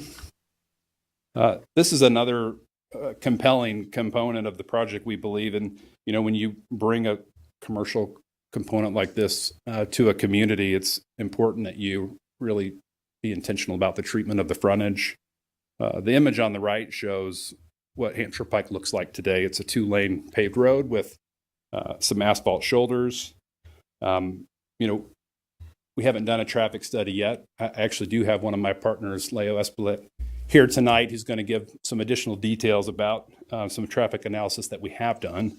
But as we get into traffic counts and looking at traffic studies in the future, turn lanes and protected pedestrian crossings and things of that nature will all kind of come through in those studies. And this is our vision for the frontage of Hampshire Pike, and really creating a new face to this portion of the community, really setting down an anchor and creating that town center envisioned in Connect Columbia's commercial center urban village. And something to point out here, one of the great benefits of true mixed-use development is its positive impact on regional traffic.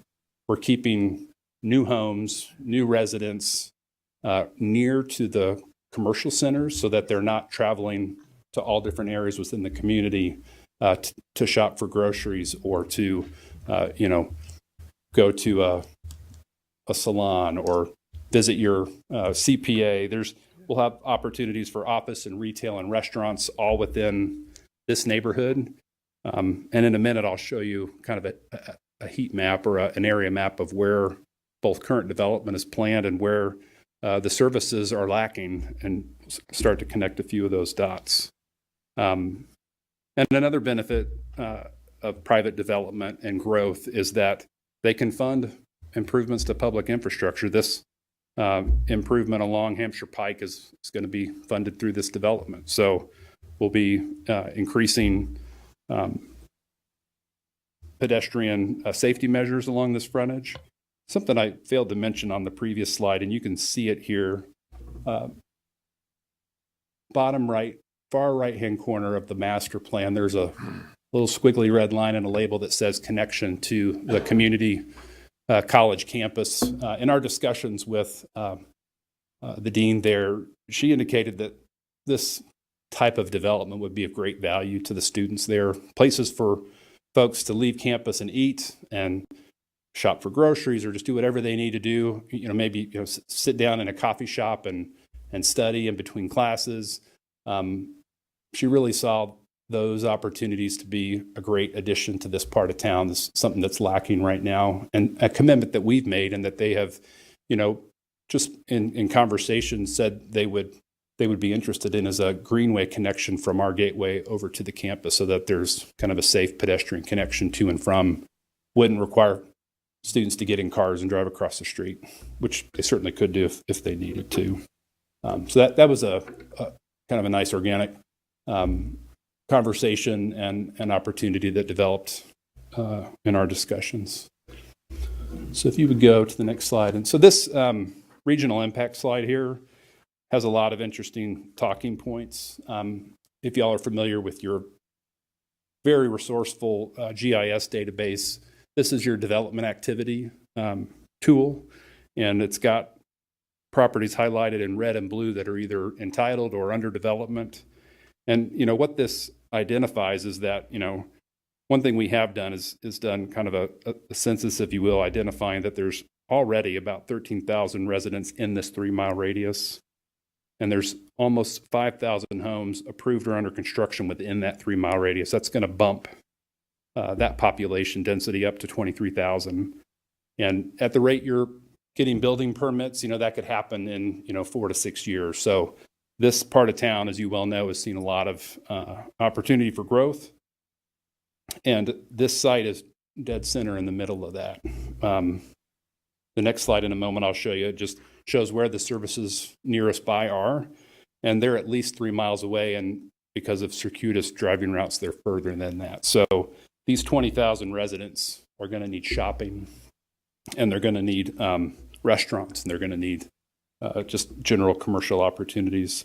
So a plan like this for all these residents, it keeps them on this side of town. It promotes shorter travel distances. It keeps residents off of other roads on a regular basis that are outside of this bubble, and just in turn enhances that kind of overall efficiency of your system, reducing wear and tear on streets outside of this area. So we see this as a great opportunity to start thinking now about a center that's years out, because these types of master plan developments require a lot of forethought, a lot of planning, a lot of entitlements, a lot of construction documents, and we're years away from being able to put a shovel in the ground, much less deliver rooftops or deliver commercial development. And I think back to I think it was Paul, you mentioned that this is the first conditional water will serve letter from CPWS. We have had talks with CPWS, obviously through the will serve letter process, and we're comfortable with that timeline because of the projects they have on their desk right now, and because of the timeline that we need to get to where we need to be flushing toilets, if you will. The next slide here is just kind of highlighting some of those limited services we've got. I pointed out 3 different grocery stores, kind of inside and outside that 3-mile radius. The Piggly Wiggly is inside the 3-mile, but to get there, you've got to travel about 3.5 or 4 miles from our current kind of center point. And the Foodland and the Kroger are well outside of that. So just pointing out the lack of services in this, very much a growing part of the city. And I'm going to take a pause and bring Leo up. He's our regional traffic expert, and I just want to have him talk about this analysis that we conducted here. Thank you, Josh. Good evening. Good evening, Mr. Mayor and members of the commissioners. So Josh mentioned earlier, by the way, I'm Leo Espelet. I'm also with Kimmel Horn & Associates. I'm a registered professional engineer, but my practice area is transportation and traffic. So this is my area of expertise. Josh mentioned several times about the benefit of this type of mixed-use development and the potential for this type of mixed-use developments to shorten existing trips or future trips by decentralizing the trips from kind of the core part of the city. So what we did was to test that assumption and that theory. We looked at Replica, which is a platform that allows us to use cell phone data drivers as they use Google Maps and other platforms to really test origin destination and pair up existing residential uses with existing commercial uses. So what we did is we drew an area of about half a mile surrounding the site, which is the graphic on the top right, to the 4 sites, commercial sites that Josh was mentioning earlier. And we found a direct connection, as no surprise, about 1,200 trips per day going from that residential area to that commercial commercial area of the city, was about 200 peak hour trips, which really confirmed the assumption that by decentralizing the commercial land use, you could reduce significantly the congestion on the core part of the city, the center part of the cities, and really reemphasize the point about mixed-use development, allowing to shorten some trips and eliminate the reliance on the transportation network. So just a data that we have it to justify and supplement the information that Josh was talking about. So thank you. With that, I'm going to let Mark continue with the presentation.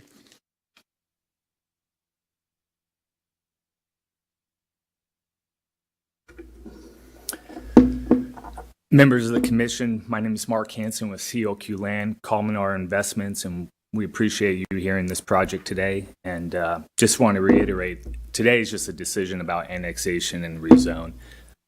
We've got a long road ahead of us, as I'll outline later on, and hopefully someday we can talk about where the glazing goes and where it doesn't go. But this is very high level, just annexation rezone today. I'm locally based. We're a real estate development firm that also operates in 7 other states throughout the nation. We've collectively developed over 7 million square feet of commercial space and over 13,000 residential homes, multifamily and single family development. We're a vertically integrated real estate development firm specializing in land investments and master plan communities.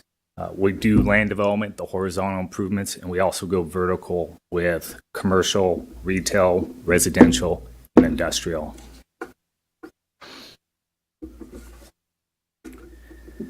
So why do we want to invest in Columbia? It would be an honor and we'd be humble to do so. We like doing business in pro-business cities. We believe Columbia is of such. You've designated the site within your UGB. You've designated it in your future land use plan as City Center Urban Village. We like that designation. You have a zoning ordinance we think is forward-looking. We don't like everything in it, but nothing's perfect. But we think it provides the quality of development that we subscribe to and we're trying to execute. And then we look at the demographics, and Josh stated there's 13,000 residents living out there today. Once your 4,900 units build out that's in the pipeline, in our project, there'll be 20,000 people living out there. We like that opportunity to provide a true mixed-use community and the commercial serving needs that are out there today. As Josh stated, we're really excited about the synergies with the community college as well. And I really want to emphasize, this just is not a proposed residential-only development. We're trying to do something unique here with a high-quality mixed-use master plan. And then I'll get into a couple slides later on, but our timing lines up with the water improvements and the supply of housing that we see in the city right now. So in our view, these large-scale mixed-use master plans, they take time. And to do them right, a lot of thought and collaboration needs to go into it. If we're fortunate enough to receive our annexation rezone approval this year, we still have another year of site development and CDs, construction dock design. And then we have another year of horizontal improvements, constructing the underground utilities, the streets, curb gutter, and sidewalks. Then we have another 6 to 12 months, depending on the product type, to go vertical. So at best, we're approximately 4 years out until anybody's living out here. So it takes time, and we're asking you got to start the process now in order to bring new supply online in 4+ years. That timing also lines up with CPWS's water upgrades, which we're okay with that timing. We know there's no guarantees and timelines slip, but we like that timing where we want to be. We're thinking 4+ years out. That's when CPWS is projecting to have their water improvements in place by. Matt Wheeler, he's been great to work with. He's also in the audience if you have any questions for him regarding water. Regarding water, we believe our project can help pay for those needed water improvements to expand the water system. We believe growth should pay for growth. Those water improvements are paid potentially through a new bond that CPWS is pursuing. Those bonds are paid through user fees and impact fees.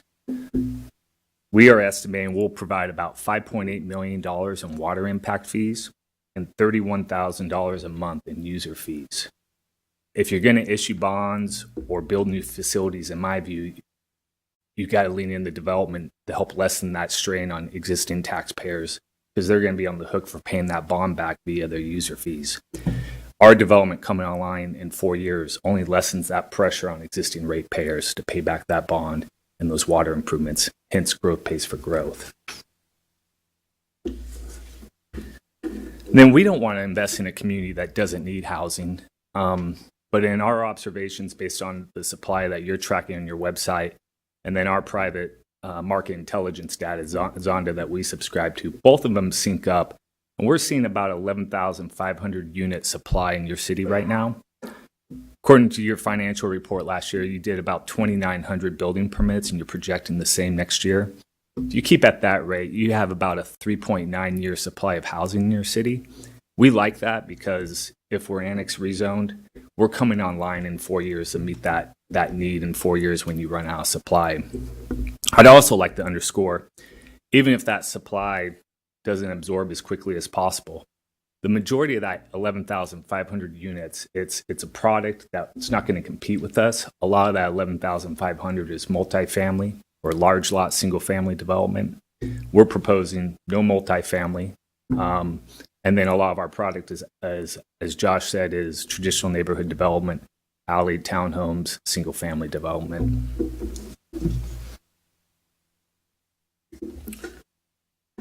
So in conclusion, I'd just like to reiterate what we're proposing. We're very excited about. We'd love to do a high quality mixed use master plan in your city where within your UGB, 100% consistent with your future land use map and your zoning ordinance. It's not a residential only development. This is a true high quality mixed use development.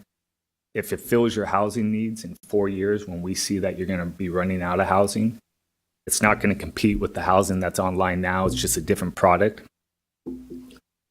We also believe that we want to be a positive impact on a city fiscally and not be a strain.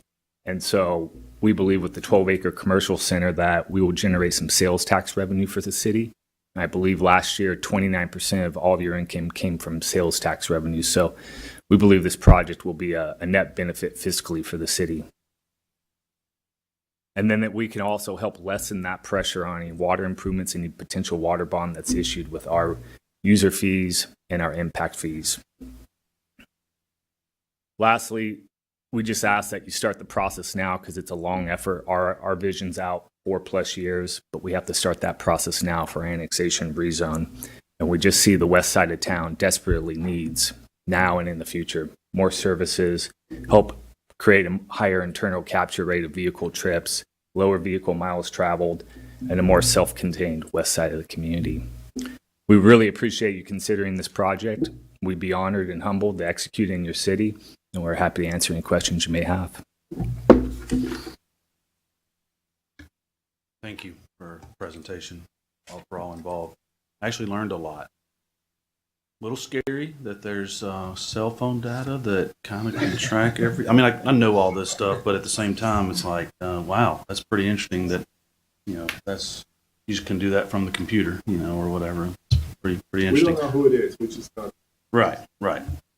Just for real quick question, maybe for Josh. On the slide, I heard some discussions over here, so I just want to make sure I'm seeing it correct too, where you were kind of showing what you vision Hampshire Pike looking like in the entrance and the gateway into this, that slide there. Just for clarification, because I think I was getting confused in the picture to the right, that is not the current Rutherford Lane. Is that the driveways, the driver's license facility? Is that what that current facility That is. Yep. Okay. That's the DMV. So yeah, so the projected sidewalk that you're talking about would technically go across the DMV's lot to connect to the. Just want to make sure I was. Is that? Yeah, that's what I thought it was Rutherford Lane too at first, and I was like, well, but wait, looking at the site plan as a whole, it doesn't. Your interest doesn't line up with Rutherford Lane, so I just want to make some clarification on that. I know. No, you go ahead. I know this is a concept plan, but that's awful fancy entrance across from the DMV. And we don't know if it has to have a light or not. And then down on Rutherford Lane, where we need the light, you have to get an access with Columbia Power and Water. So that's stuff that really, can we find out, should we find out before it's going to have a light? Or is that just something then we require that one? We require somebody to let us know before we annex if they had a light. Well, that's our recommendation. I think they need to work with Columbia Power and Water, and so far they've been unsuccessful in doing that. But in order to have a better network of system, to take a collector road into an arterial is definitely our preference, not having a collector road being shifted like that and then having a light. So basically Rutherford Lane would not get a light in the future if the light there as proposed.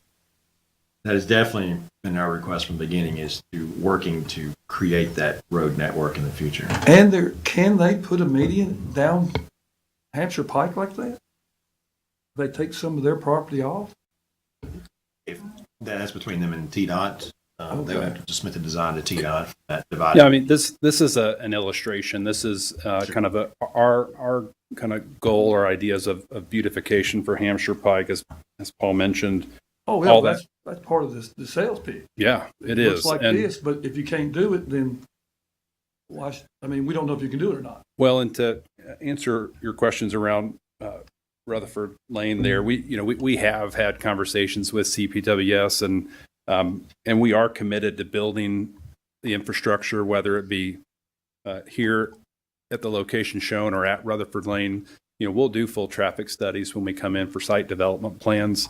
I think it's staff's goal, and we're more than happy to execute it to make commitments to building a signal at Rutherford Lane and continuing to negotiate with CPWS to get interconnectivity between our east-west kind of internal roadway. You can kind of see it if you'll go back one slide. My big heads actually go to the site plan slide that has, yes, this one here. Right behind our red buildings there in the bottom right, there's a street connecting off to the east. And we have sketches that show that connecting to a road that's a Rutherford Lane extension. And so, staff has said that's what we want. We want a signal at Rutherford Lane. We want a four-way stop, what we've got about 400 feet into the property that'll connect to our site. And then this front door image, whether it's got medians or turn lanes or whatever, this would still be our front door to the property, but it might not be signalized. It might be a four-way intersection with turn lanes that gets people safely in and out of the center here. But we have that signalized. These are things we don't know yet, but we are dedicated to studying and working with the city to provide the correct solution. Oh, this is what I've been wanting, but there's questions that I feel like need to be almost answered a little more on the front end than the back end. Like pulling out of this place in front of the DMV, it's going to be tough in the mornings. It's just like what Rutherford Lane is now. Well, and that's why we've shown a heavily improved road with turn lanes and safety improvements. And, as Mark mentioned, we have to start now to find out all these answers. And that traffic study that staff will weigh heavily on, and the recommended and required solutions will be held to those. And you have our commitment tonight to work in the best interests of your city and in good faith to do that. Oh, I'm excited about it. This is what there's a lot of questions that I think need to be answered before we just annex something. And I'll let everybody else talk before I give my big speech. Yeah. I've looked at this hard and I've asked a lot of questions. It's not just something I willy-nilly did. I think, Leo, do you have a comment? Yeah, really quick. I think there was two questions, just so you understand kind of our knowledge of the site and what we planning to do. I think the signalization is going to be required. It will meet the signal warrant, which is also going to, the traffic analysis will determine the length of the pockets. There will be a requirement for pocket length. So those are the minimum improvements. Yeah. I think the median that you mentioned, that is something that will have to be discussed with TDOT. TDOT, as of right now, doesn't necessarily have a practice of requiring those medians or even encourage those medians. We're doing, and Glenn knows this because we've been working with him through the safety action plan for the county. We are the firm that is helping the county, Mary County, to do the safety action plan. And the common denominators on the high injury networks across Mary County is not having medians on a state route and the access control and having different multiple driveways and access control management not being maintained. So that principle is something that we abide for, and the need and the coordination with TDOT to make sure that those frontage are safe. So, yeah. Well, I'll be glad to. I'm gonna be the first to just go ahead and say it. So here's my problem, and I love the plan. I'm not gonna lie to you. You know, is we've got a water availability letter, and I understand the presentation talking about the 4 years out. But one of our criteria items, and we have a bullet point of what they are, as you know, is 8.519HF says it has been determined that adequate schools, roads, parks, wastewater, and water supply are available. And as it stands today, they're not available. With the water availability letter says that, you know, and they say 2028, and that's as at this point right now, and I know Matt Wheeler's here, that's a best hope at this point, you know, that we have this stuff done. There's so many still things left to be done before there, and I'm not on that board, so I don't want to speak to that, but I just have a fundamental issue with going ahead and adopting something or annexing something now and giving that zoning when, and I'll just say it, for years, we've been seeing and we've been knowing that there's some water issues coming forth, and, you know, we still get water availability letters. Well, now we have one that says pause. It doesn't say pause. It says we don't, you know, we can provide it for you in the future. I have a serious issue with moving forward with it. I have a criteria item that gives me a grounds for a motion to deny, you know, based on it not meeting that criteria item. I know there'll be plenty more discussion, so I don't know if it's worthy of me making said motion. See for a second for further discussion. If I could say just one thing before you make a motion. Yeah, go ahead, Josh. You know, we've had a lot of conversations with CPWS. We do have a will serve letter, and it's in your packet tonight. I do have it. I've seen it. And I don't want to speak out of turn, but CPWS has indicated they've cleared a lot of significant hurdles with the various agencies, and they're feeling very positive. And that's me speaking out of turn, but that's just conversations that we've had. If we wait 1 year, 2 year, 3 years until that pipe is in the ground and the spigot is on, we've presented to you tonight how far behind that puts both you, the city, and us as a developer with this project. This will serve letter that was given to us, it presents risk on our part, not on yours.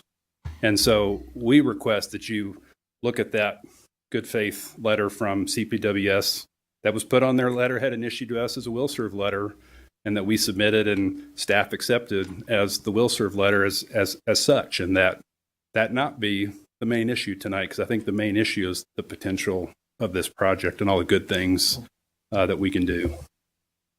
I'll address that on my part. Is I agree with the chairman. If I have seen dirt being moved and a date that plant would be open, I would look at it a whole lot harder. And what my envision is, and I'm not saying y'all do this, we have to look at it on the side of what we've had in the past. Y'all do your due diligence, you get everything passed, and all of a sudden y'all start building.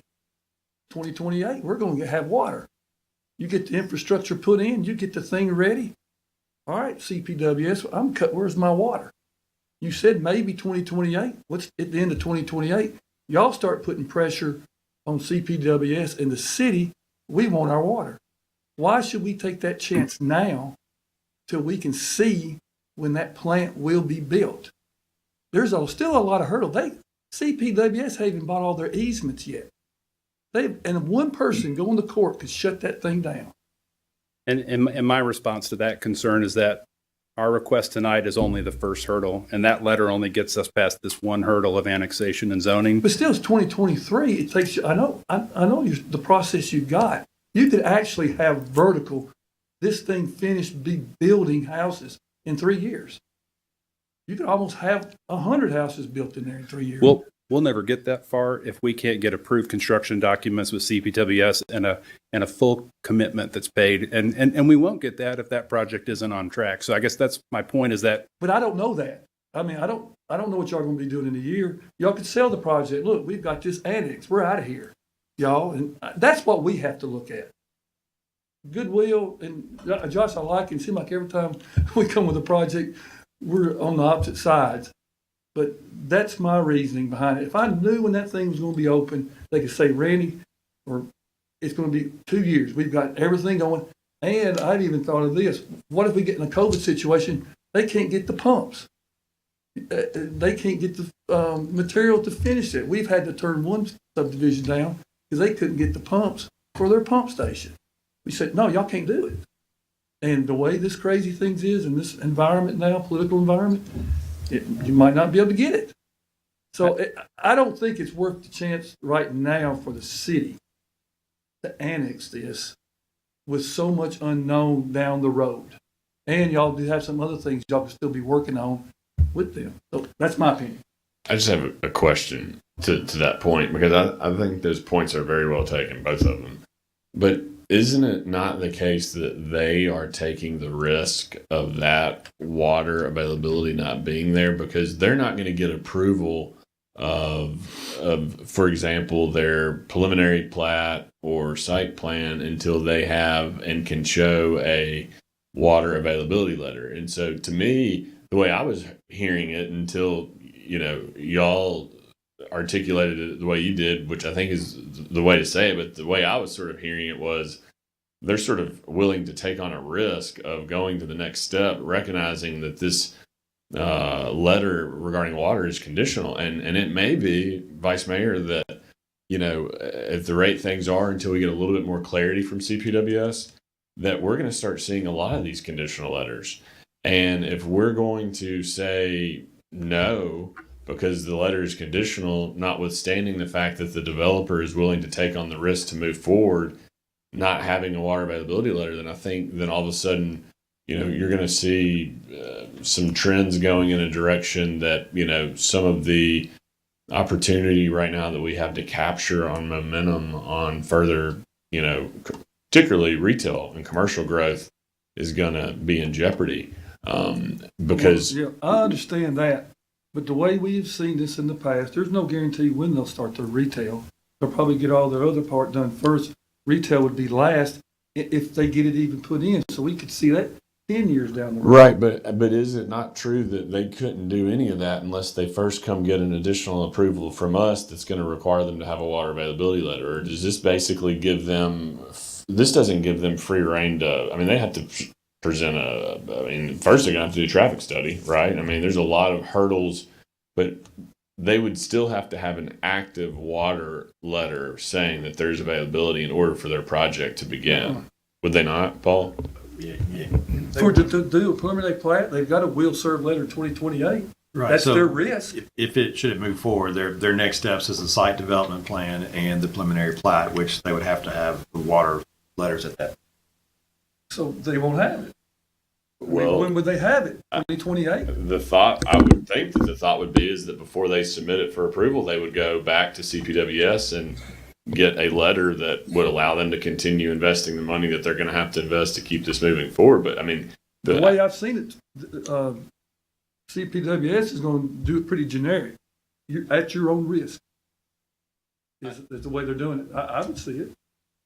I don't want to speak for CPWS, but I'm just going to say the way I interpret these letters is simply saying as nice as we can and not saying we can't provide you water, which apparently we don't want to hear, is saying we can't provide it to you now. Conditionally, we can maybe provide it to you in 2028 if we get all of these things done. And I think on the mayor's point, my biggest thing is that is bullet pointed exactly one of our criteria items. If we feel that we want to let a developer take that risk, then that brings up a whole other issue of do we need to change the guidelines of which we have to base our decision. That's my biggest issue is that, it says adequate schools, roads, parks are available. And right now, water's not available. Right now. it's conditional available, but right now it's not. Is this the first conditional letter that we've received? You know, because of that, is there a motion on the table?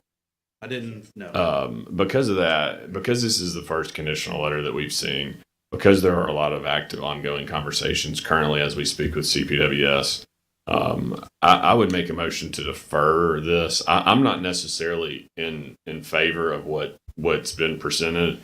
I'm more concerned about the bigger picture regarding this conditional availability letter and how that may impact things in the future, and wanting to be careful on what kind of precedent we're setting. So I would make a motion to defer so that we can get some clarity perhaps from the CPWS, Mr. City Manager, Mr. Keltner's office, so that we know a little bit more about what we're getting into if we're going to start seeing more and more of these conditional water letters, which I assume we are. And if this being the first one, that's sort of the logic for my motion to defer. So that's what I'll make. Second.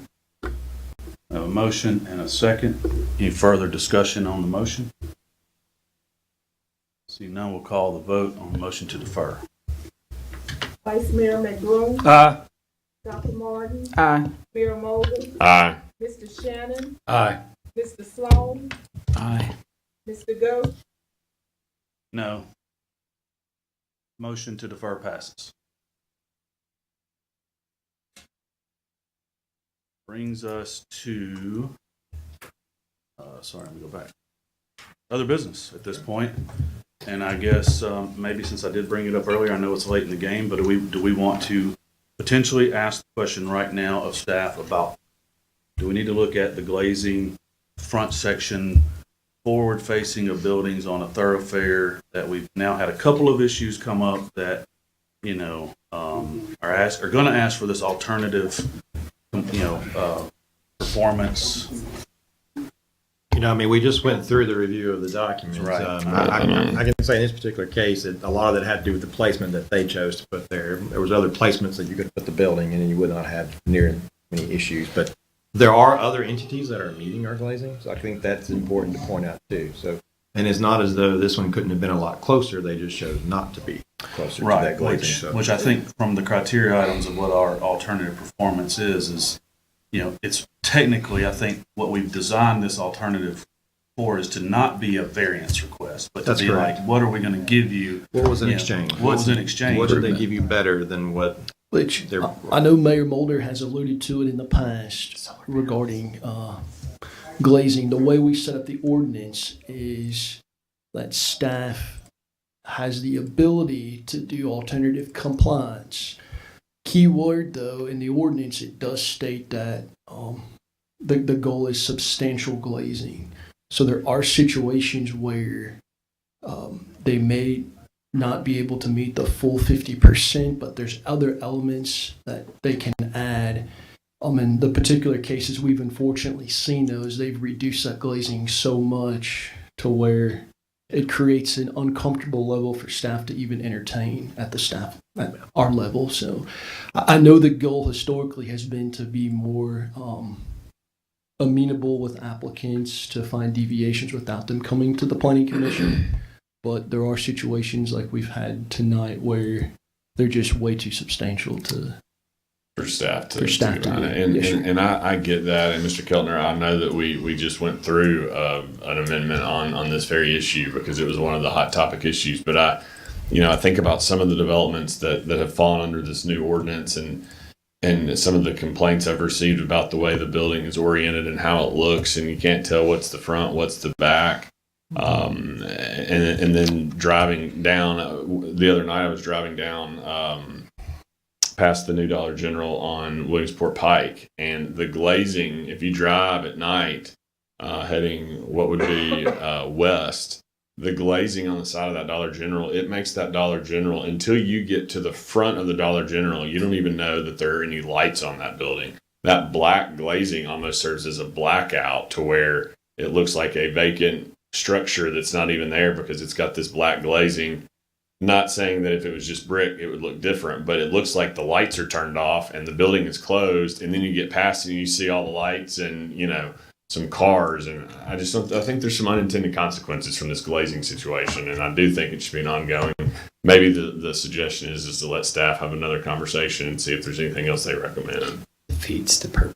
Like that's called spandrel glass, and they'll do that like a lot of time in retrofits and stuff. They'll do that in a non-occupied spot. But when it's new construction like that, it defeats the purpose of having glazing here. So yeah, that particular Dollar General, it was kind of an unfortunate situation. It was intended to be clear glass, and at the final CO, the applicant put a black film in there.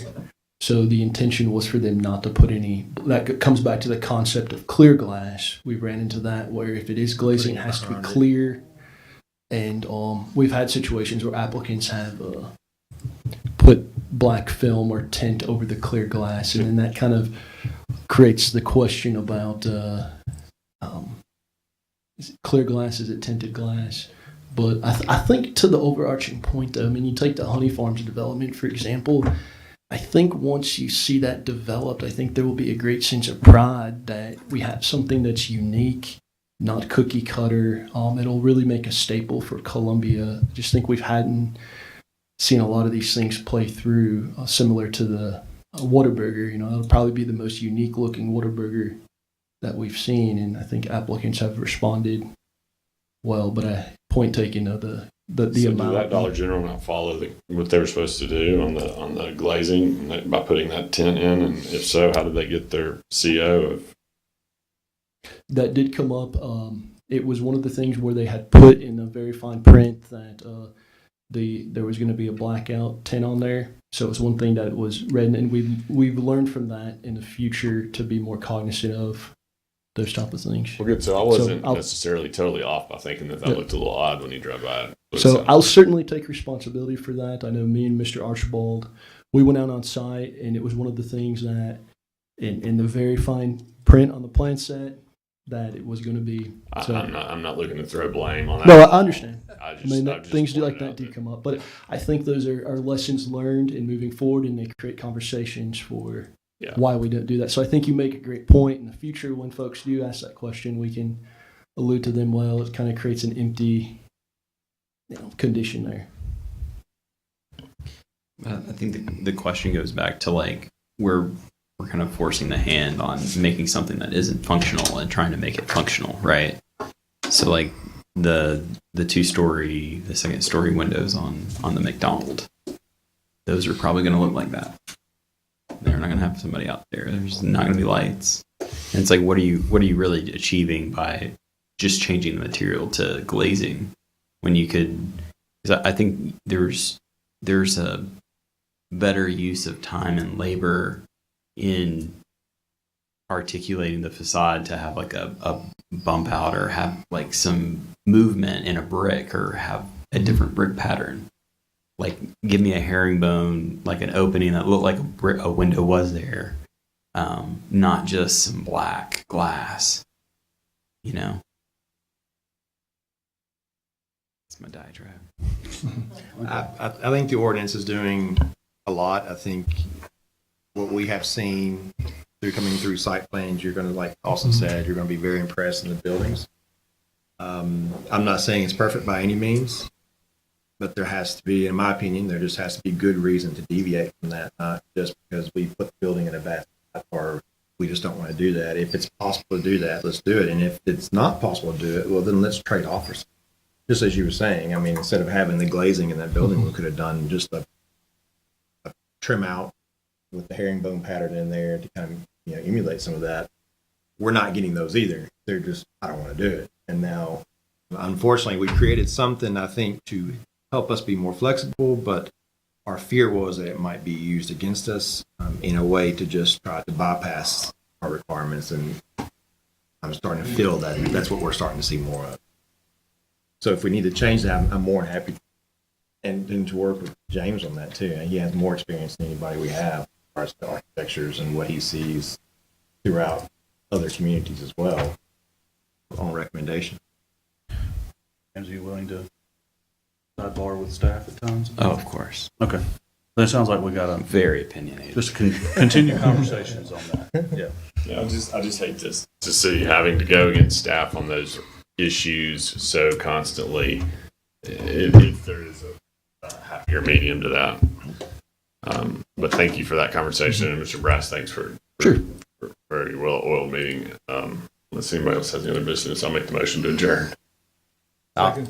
A motion and a second by the mayor, by the vice mayor, to adjourn. No discussion, we'll call the vote. Vice Mayor McDaniel. Aye. Dr. Martin. Aye. Mayor Mosley. Aye. Mr. Shannon. Aye. Mrs. Sloan. Aye. Mr. Goode.